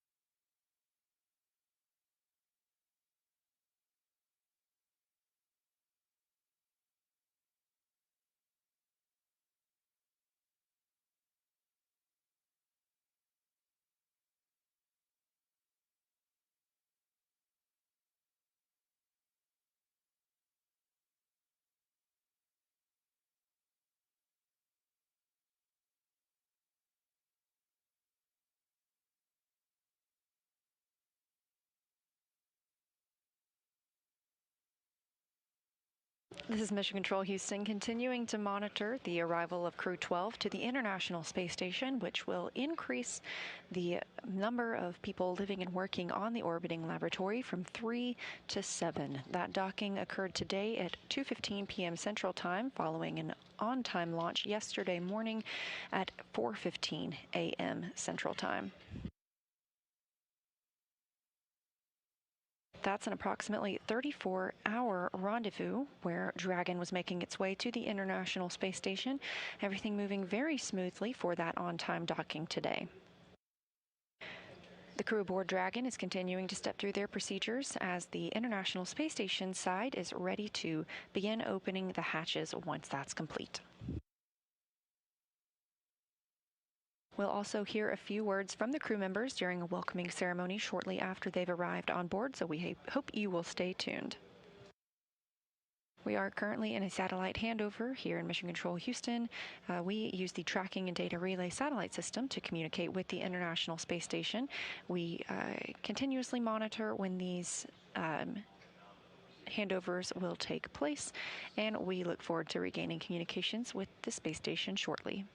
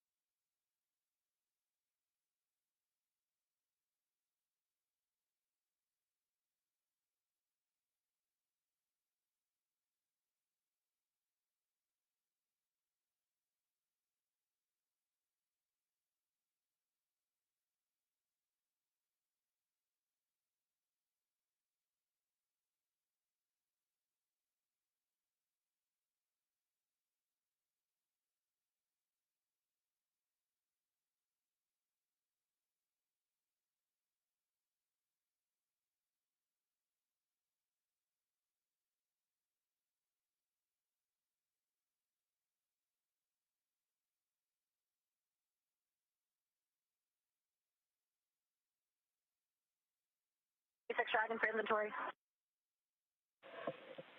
SpaceX is ready to copy updated inventory.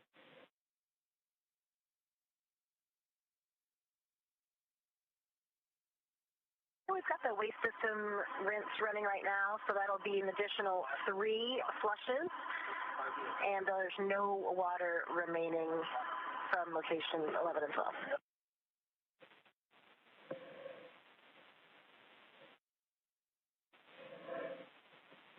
All right, SpaceX copies. Additional 3, so that puts what I count up to 20 uses for the system, and that puts us down to 0 remaining in bag 204. So zeros across the board for the waters.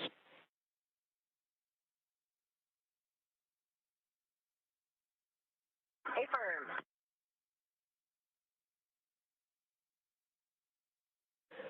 And Dragon SpaceX for additional follow-up.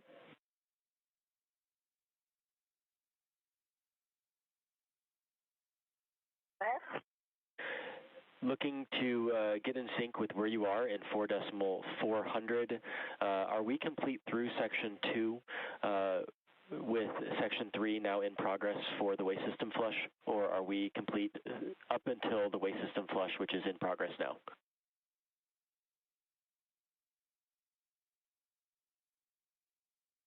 We are complete all the way through 3.2. 3.2 is in process right now.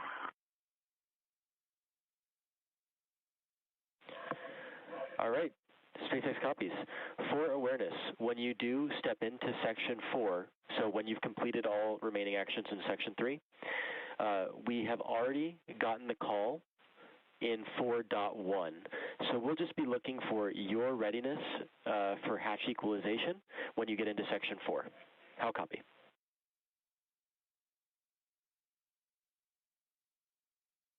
Okay, we copy. Looking for our call in section 4.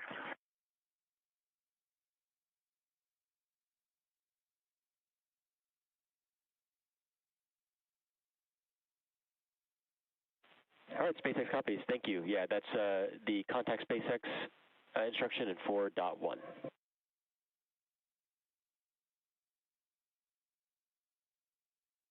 Okay, we copy. We have the go in 4.1, and we still have the suit drying timer going as well, but I assume that we can continue into step 4, 4.400, even though we haven't closed out 4.012.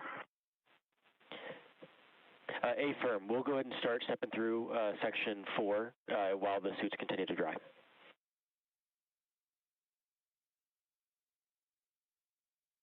I can copy.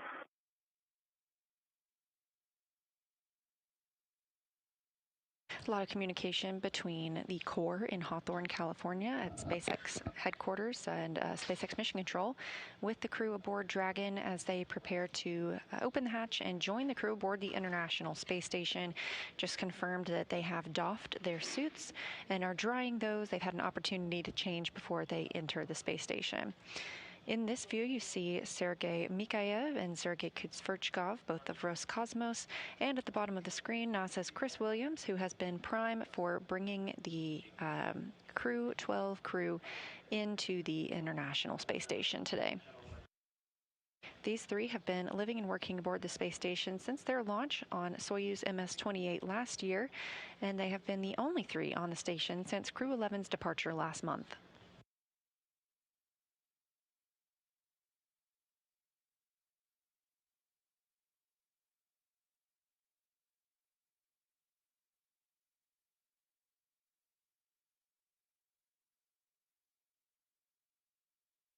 The time zone used aboard the International Space Station is GMT, and it is just past the 10 o'clock hour at this time.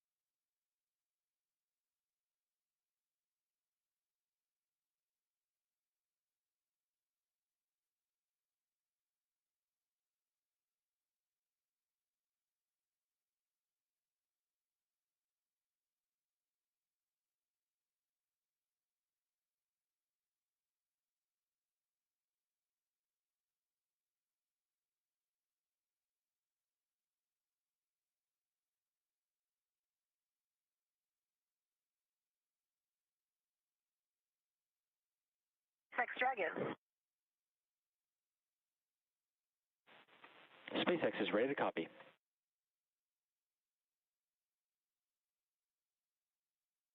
With you in 4.1. All right, SpaceX copies. The ISS crew has reported that they are ready for Dragon hatch equalization. Can you confirm that Dragon is ready for hatch equalization?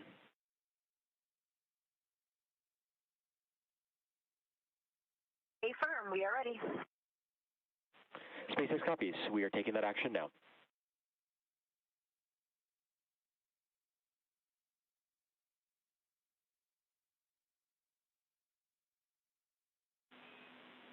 Station and Dragon, stand by for equalization. It is expected to take 4 minutes.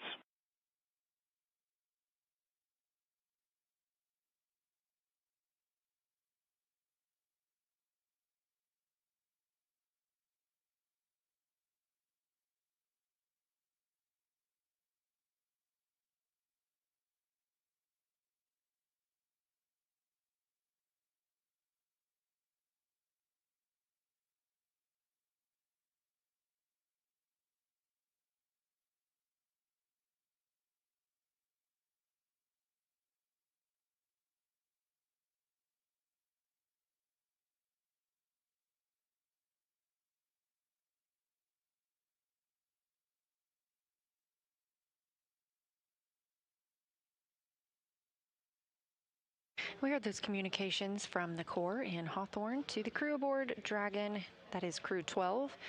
Confirmation that they are ready to begin hatch opening operations. Again, this view of Roscosmos cosmonaut Sergei Kudzverchkov on the left, NASA's Chris Williams in the middle, and Sergei Mikhaev on the right.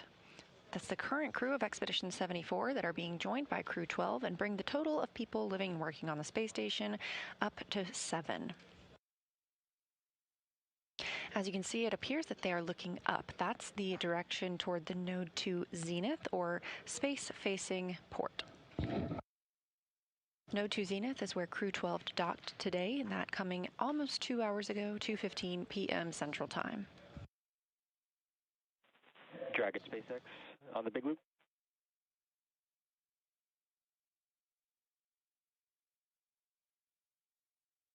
Go ahead. I'm looking for your go that I can remove the current video director override phase that's had been set to exterior only, if I can bring it back in on board.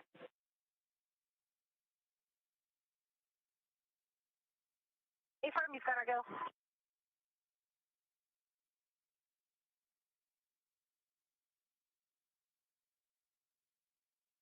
As you can see, these three are pretty clearly excited to document their new crew members joining them.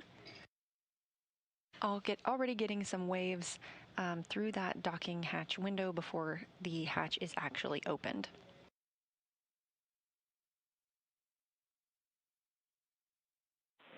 Dragon SpaceX, we are back on board with cameras.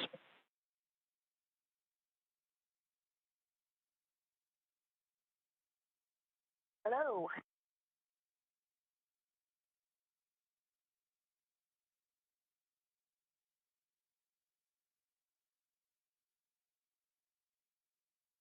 Currently, the teams are allowing some time for the pressure in the Dragon cabin to equal out with the pressure that's currently in the vestibule.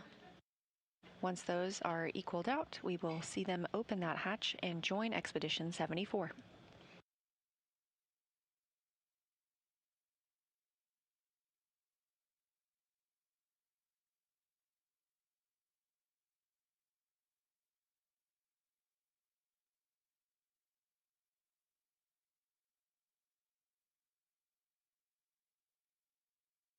And on the left side of your screen, the inside of the Dragon spacecraft, where Crew-12 is preparing to exit and join the other Expedition 74 crew members on the space station side. As you can see, they've had time to get out of their suits and start to dry those out. This is what they do after having worn them on the ride uphill. They've also been working inside the cabin to make sure everything is properly stowed for their long-duration mission on the space station.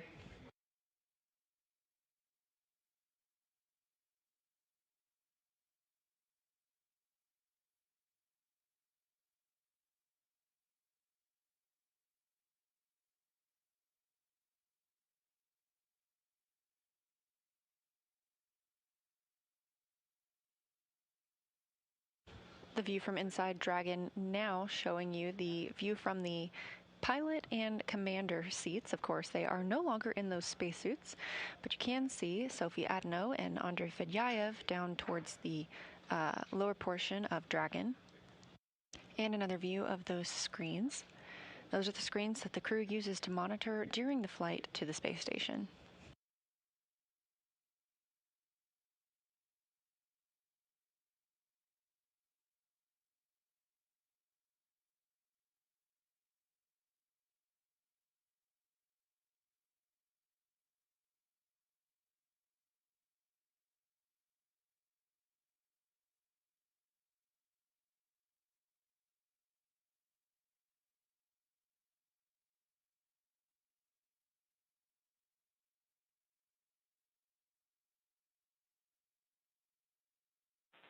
Dragon, SpaceX on the big loop for hatch open.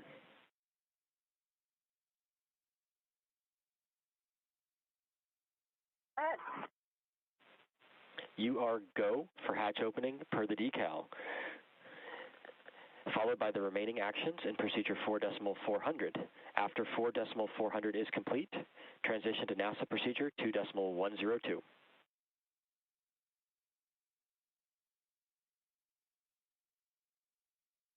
Okay, we copy that. We're go for 4.4. We'll finish out step 4 and go into 2.102. And can you confirm we should complete all those steps? Is that going to be before the PAO event, or will we do the PAO event and come back to do that?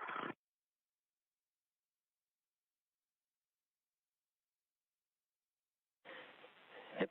SpaceX copies. Good question. We're going to complete the 2.102 steps prior to the PAO.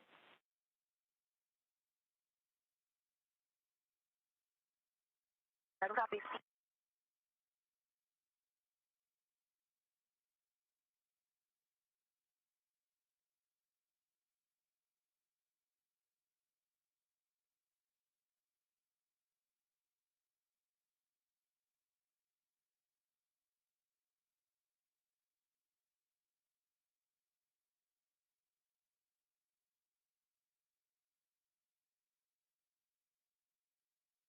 And on the left side of your screen, you see the crew members beginning to open the Dragon hatch.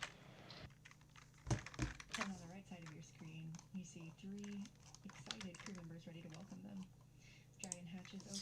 И снова всем здравствуйте, я напоминаю, что с вами Space, и мы, о боже, ура, наконец-то с опозданием на 14 минут у нас есть открытие люков, да.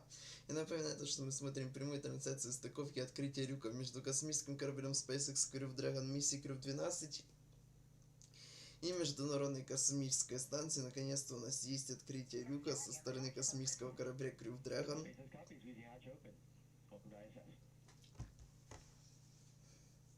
И сейчас уже экипаж будет влетать наконец-то на космическую станцию спустя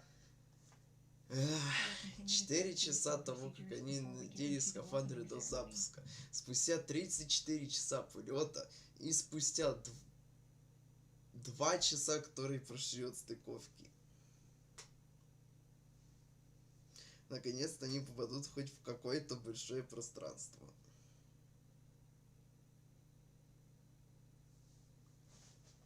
А я напоминаю, что SpaceX и НАСА произвели запуск ракеты Falcon в рамках 12-го оперативного пилотируемого космического полета Crew-12 на Международную Космическую Станцию со стартовой площадки SC-40 на мысе Канаверал во Флориде вчера, в пятницу, 13 февраля, в 10:15 по UTC. Космический корабль Crew Dragon C212.5 Freedom, используемый в этой миссии, ранее совершал полеты на космическую станцию и обратно в рамках миссии Crew-4, Axiom-2, Axiom-3 и Crew-9. Это также был второй полет первой ступени Falcon 9 бустер B11 рейтинг, который ранее запускала миссию Starlink.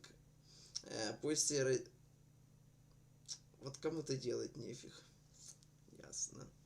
После отделения первой ступени Falcon 9 совершила посадку на новой посадочной площадке Landing Zone 40 на мысе Канаверал во Флориде. В Впервые посадка на ту новую посадочную площадку была.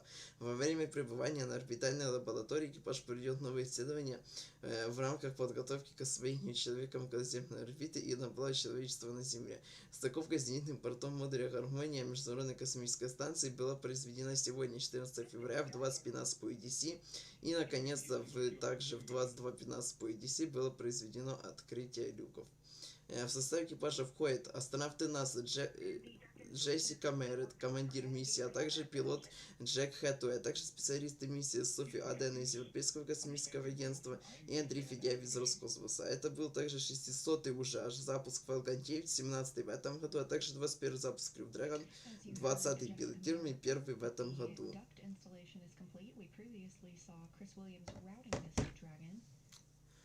Про то, что вот кому-то делать нефиг, вот этот на правой картинке левый чел тупо взял, фотик раскрутил, и он себе там крутился в невесомости.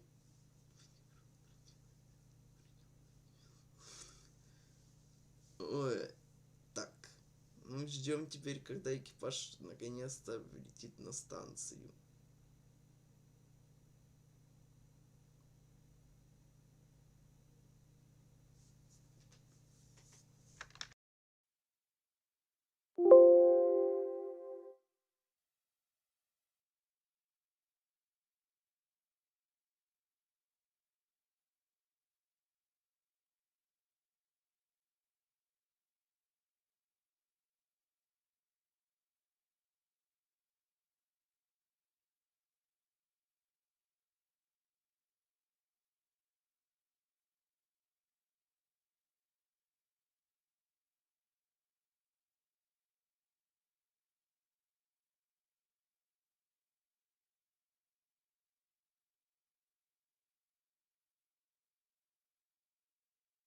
And Houston Dragon, we're looking for your go in 6.3.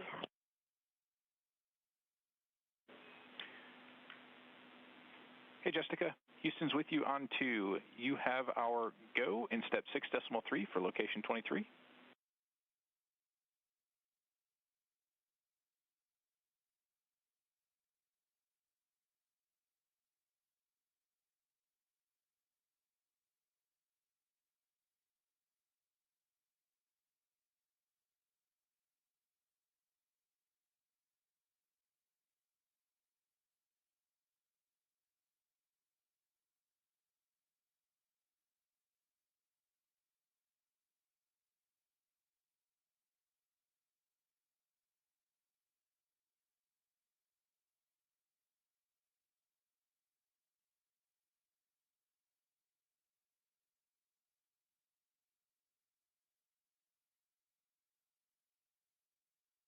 This is Mission Control Houston. The hatch on the Dragon side of the Dragon being docked to the International Space Station was opened at 4:14 p.m. Central Time.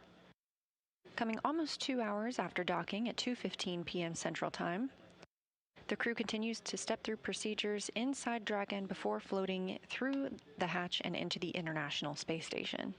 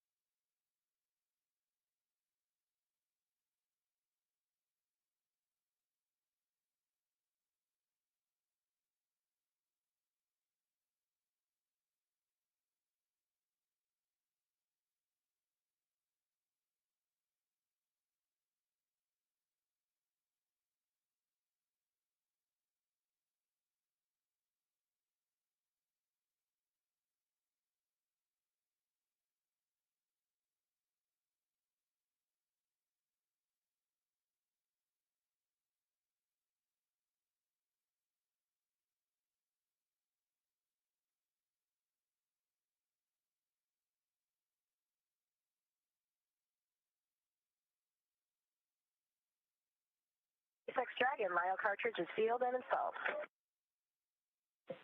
All right, SpaceX copies for LiO cartridge sealed. Good news.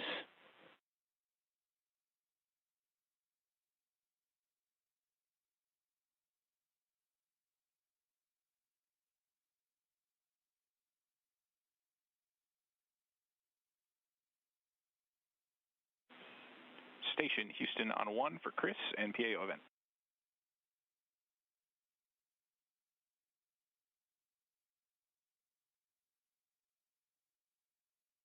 With you on 1. Hey Chris, let us know. But we were just talking, and if you need if you guys need a few extra minutes prior to starting the PAO event from the nominally scheduled time, just let us know.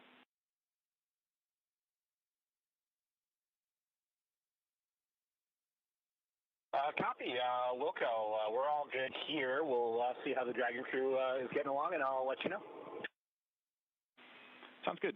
Just for your awareness, it's no problem if we need to delay a little bit.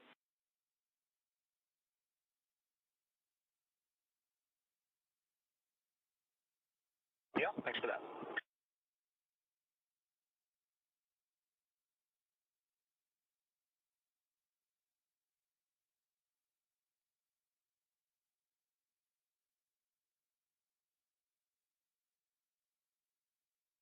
The PAO event, you hear NASA astronaut Chris Williams discussing with Jacob Lesarge, the Capcom here in Mission Control Houston, is the welcoming ceremony. So we hope that you'll all stay tuned to hear words from the Crew-12 crew members as they join Expedition 74 aboard the International Space Station.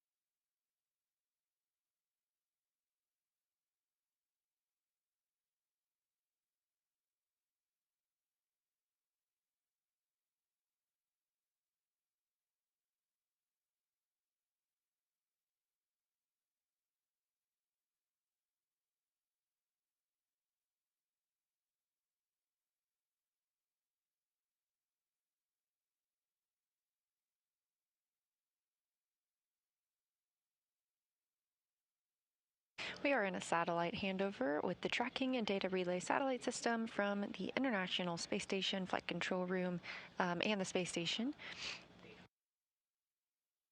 We expect to regain those communications with the space station very shortly. As we have discussed, Crew-12 arrived at the station docking at 2:15 p.m. Central Time today. Hatch opening of Dragon occurred just moments ago at 4:14 p.m. Central Time. The Dragon crew has not yet entered the International Space Station. They are continuing some procedures inside the spacecraft as they prepare to be docked for an extended period of time and complete their mission on the space station. Once the crew floats through the hatch, they will be joining 3 members of Expedition 74. It's NASA's Chris Williams and Roscosmos' Sergei Mikhailov and Sergei Kudzverchkov. That'll bring the total crew on the International Space Station up to 7.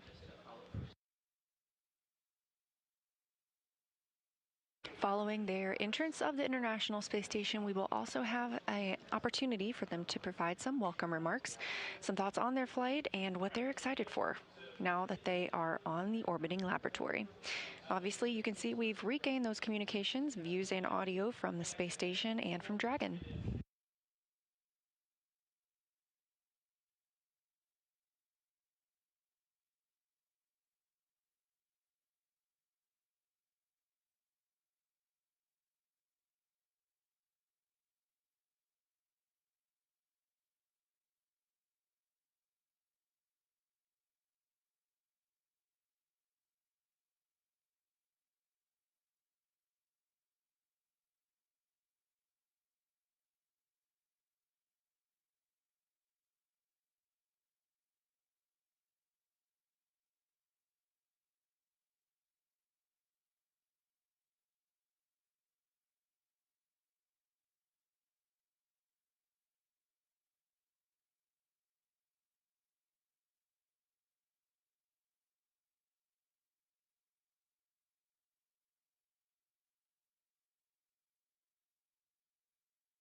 On the left side of your screen, you can see the Dragon crew continuing to work through their procedures before they enter the space station. They are not in their suits.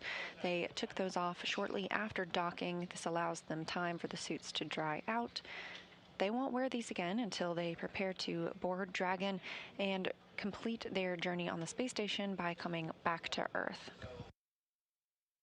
Again, this is a long-duration mission, approximately 8 months long, that they'll be living and working on the orbiting laboratory.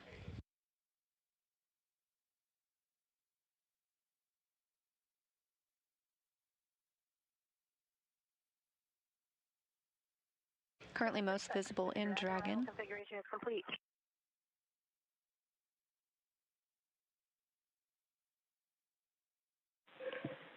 SpaceX copies.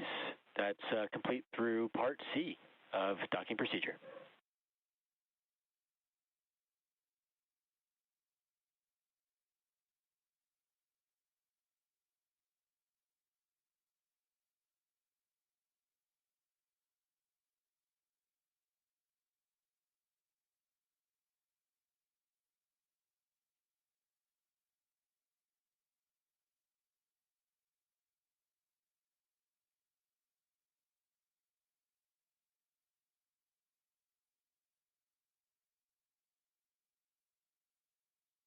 And SpaceX Dragon, we will proceed into ISS and come back to finish the last step of the suit stuff. That works for you guys? SpaceX copies. No concerns. We'll track the last step open for 4.012, and we can follow that up on that later. Stay firm. Thank you, guys. It was a wonderful ride. It was our pleasure, Jessica. Have a good stay there, Crew-12.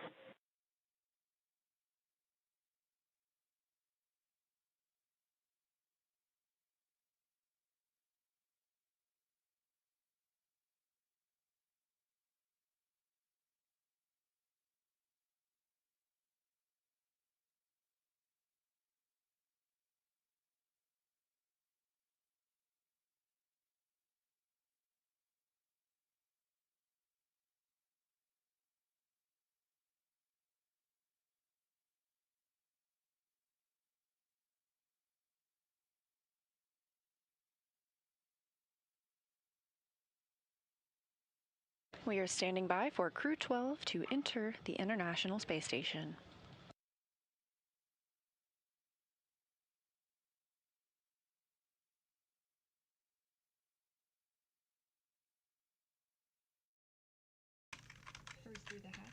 Ух ты, да неужели, какие люди спустя 2 часа 16 минут после стыковки к нам пожаловали.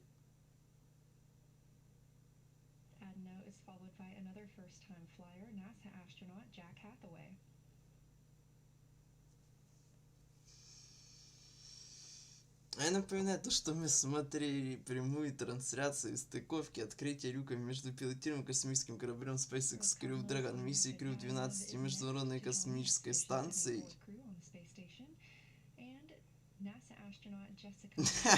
Да-да, то, насколько все это медленно происходит, это просто капец. Но, тем не менее, наконец-то, да. Я напомню то, что SpaceX и НАСА произвели запуск ракеты Falcon в рамках 12-го оперативного пилотируемого космического полета Crew-12 на Международную Космическую Станцию со стартовой площадки SpaceX на мысе Канаверал во Флориде вчера, в пятницу, 13 февраля, в 10:15 по UTC. Космический корабль Crew Dragon C212.5 Freedom, используемый в этой миссии, ранее совершал полеты на Космическую станцию и обратно в рамках миссий Crew-4, Axiom 2, Axiom 3 и Crew-9. Также это был второй полет первой ступени Falcon 9 Booster 1101, которая ранее запускала одну миссию Starlink. После деления первой ступени Falcon 9 совершила посадку на посадочной площадке Landing Zone 40 на космодроме на мысе Канаверал. Это также была первая посадка на новую площадку Landing Zone 40. Во время пребывания на орбитальной лаборатории экипаж проведет новые исследования в рамках подготовки к освоению человеком околоземной орбиты и наблюдения человечества на Земле. Стыковка с зенитным портом модуля Гармония Международной Космической Станции была произведена. Сегодня, 14 февраля, в 20:15 по UTC, открытие люков было произведено в 22:15 по UTC. Ну и, наконец-то, в 22:31 экипаж влетел на борт космической станции. В состав экипажа миссии Crew-12 входят астронавты НАСА Джессика Мэйр, командир миссии. Да. Далее пилот Джек Хэтуэй, также от НАСА, а также специалисты миссии София Дэна из ЯК и Андрей Федяев из Роскосмоса. Ну, сейчас они выстроятся все всемиром. И, кстати, да, наконец-то их снова 7, поскольку примерно месяц назад из-за медицинской ситуации, возникшей у одного из членов экипажа миссии Crew-11, миссия Crew-11 была завершена раньше срока, и примерно месяц. Экипаж Международной Космической Станции состоял из 3 человек из спасения миссии Союз МС. Ну, теперь опять норма, 7 человек, одна из миссий Союз МС и из миссии Crew Dragon Crew. Вот, и сейчас у нас справа это София Дэна из Европейского космического агентства, специалист миссии Дарья Срева, командир миссии от НАСА Джессика Мэйр. Далее слева пилот от НАСА Джек Хэтуэй, и самый левый человек это Андрей Федяев из Роскосмоса.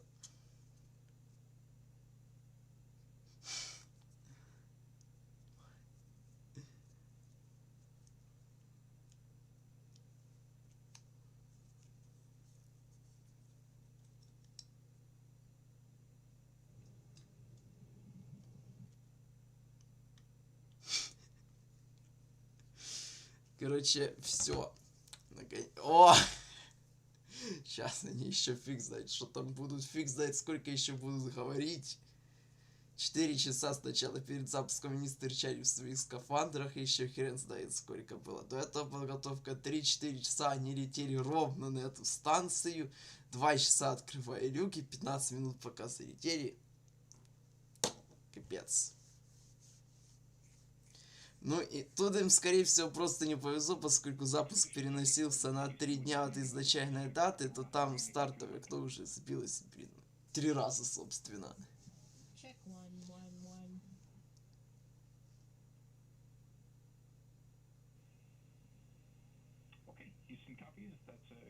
Ну и все, на этом я уже буду заканчивать прямую трансляцию, но я-то ее оставлю, но я сюда, наверное, уже не вернусь, потому что дальше уже ничего знакового не будет, поэтому всем спасибо за просмотр и всем пока.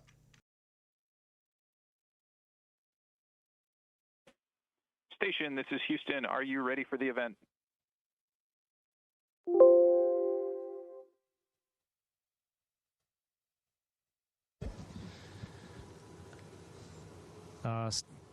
Houston Station on one, and we're ready to say welcome to Crew-12 today, and we are happy they all arrived safe and sound, and we've been waiting for this moment for a very long time.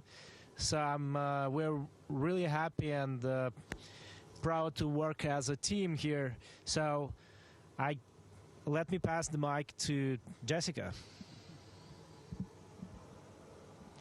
Thank you so much. It is so wonderful to be back up here for me and Andre, but really we're so excited for Jack and for Sophie for their first trip here to the International Space Station. I think you look around the crew up here and it's really a testament to everything that we do. We have so many countries represented, so many backgrounds, so many disciplines, and we are so excited to be here and to get to work with Expedition 74. Sending big hugs and love to Svea and all my family and friends. We did it. We're here. We love you. Over to Jack. Thanks, Jessica. I don't even know how to describe what it's like to be up here. You just float in, and it's just such a cool experience. It's been a great trip with my great Crew-12 friends. I'm so excited to join Expedition 74, see my classmate again. Yeah, I'm really excited. I'm going to pass over to Sophie. Thank you, Jack. Yeah, well, I would say that was quite a ride, but very fun. It was also great to have the help of Jessica and Andre, two experienced.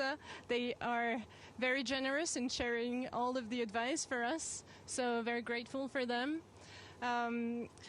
The first time we looked at the Earth was, wow, mind-blowing. The Earth is so beautiful from up there. And literally, we see no lines, no borders. And it was, yeah, a very big moment for us, Jack and me, to see that for the first time. So we're happy to share it with you in the future events. Over to Andre. Я скажу по-русски. Всем большой-большой привет. Очень рад, на самом деле, быть здесь опять, чувствовать этот ни с чем запах, запах МКС, который ни с чем невозможно перепутать. Большое спасибо команде SpaceX. Большое спасибо всем тем, кто провожал наш экипаж в Хьюстоне, потом в центре Кеннеди. Отдельное спасибо всем тем, кто занимался моей семьей и именно провожал меня. Family support, Kelly, thank you so much. I know this very hard job for you, but you do it very well and excellent. So thank you so much for my mom, for my wife, for my kids. Сергей Прокопьев, тебе тоже большое огромное спасибо отдельное за мою маму, да, за то, что ты с ней очень много времени провел. Большое спасибо, искренне тебе. И также ребята, кто меня провожал, тоже вам большой привет. Саша, Татьяна, увидимся через какое-то время. Ну а команда, та большая команда, которая занимается работает с Международной Космической Станцией. Все те люди, которые обеспечивают ее работу, помогают нам выполнять здесь различные задачи. Вам большой привет. Ну, будем работать. У нас впереди целых 2 экспедиции получается. Who is next? You have some words? Thank you to all the teams all around the world. We are so excited to be here. And let's get rolling with Expedition 74. Thank you to all participants in Expedition 74. We are now resuming operational audio communications. Enjoy it. But not too fast. Don't rush. I wanted to see if I still had it. Yeah. I'm That's back good. for my first go back. You know, I had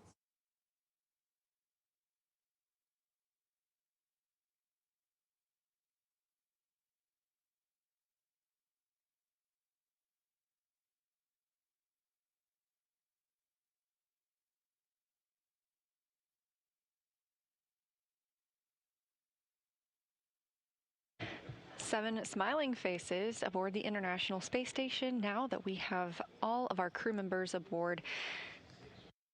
Again, some really happy words from our newest members, that is Crew-12, that arrived at the space station at 2:15 p.m. Central Time. Hatches between Dragon and the space station opening at 4:14 p.m. Central Time.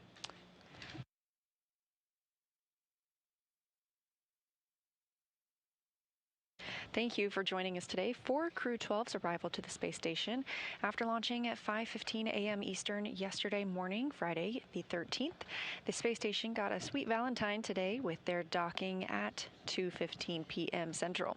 This crew will work on integrating into daily life aboard the orbiting lab, which has additional operations coming up. Those include the departure of SpaceX's 33rd commercial resupply mission, followed by departure of JAXA's HTV-X as well. Later this spring, we'll see a couple of spacewalks, so check nasa.gov for the latest updates. Of course, we're also gearing up for the Artemis II launch to send humans around the moon, with March as the earliest potential launch window. It's obviously an exciting time for NASA. We really hope you follow along. Happy Valentine's Day, and this is Mission Control Houston.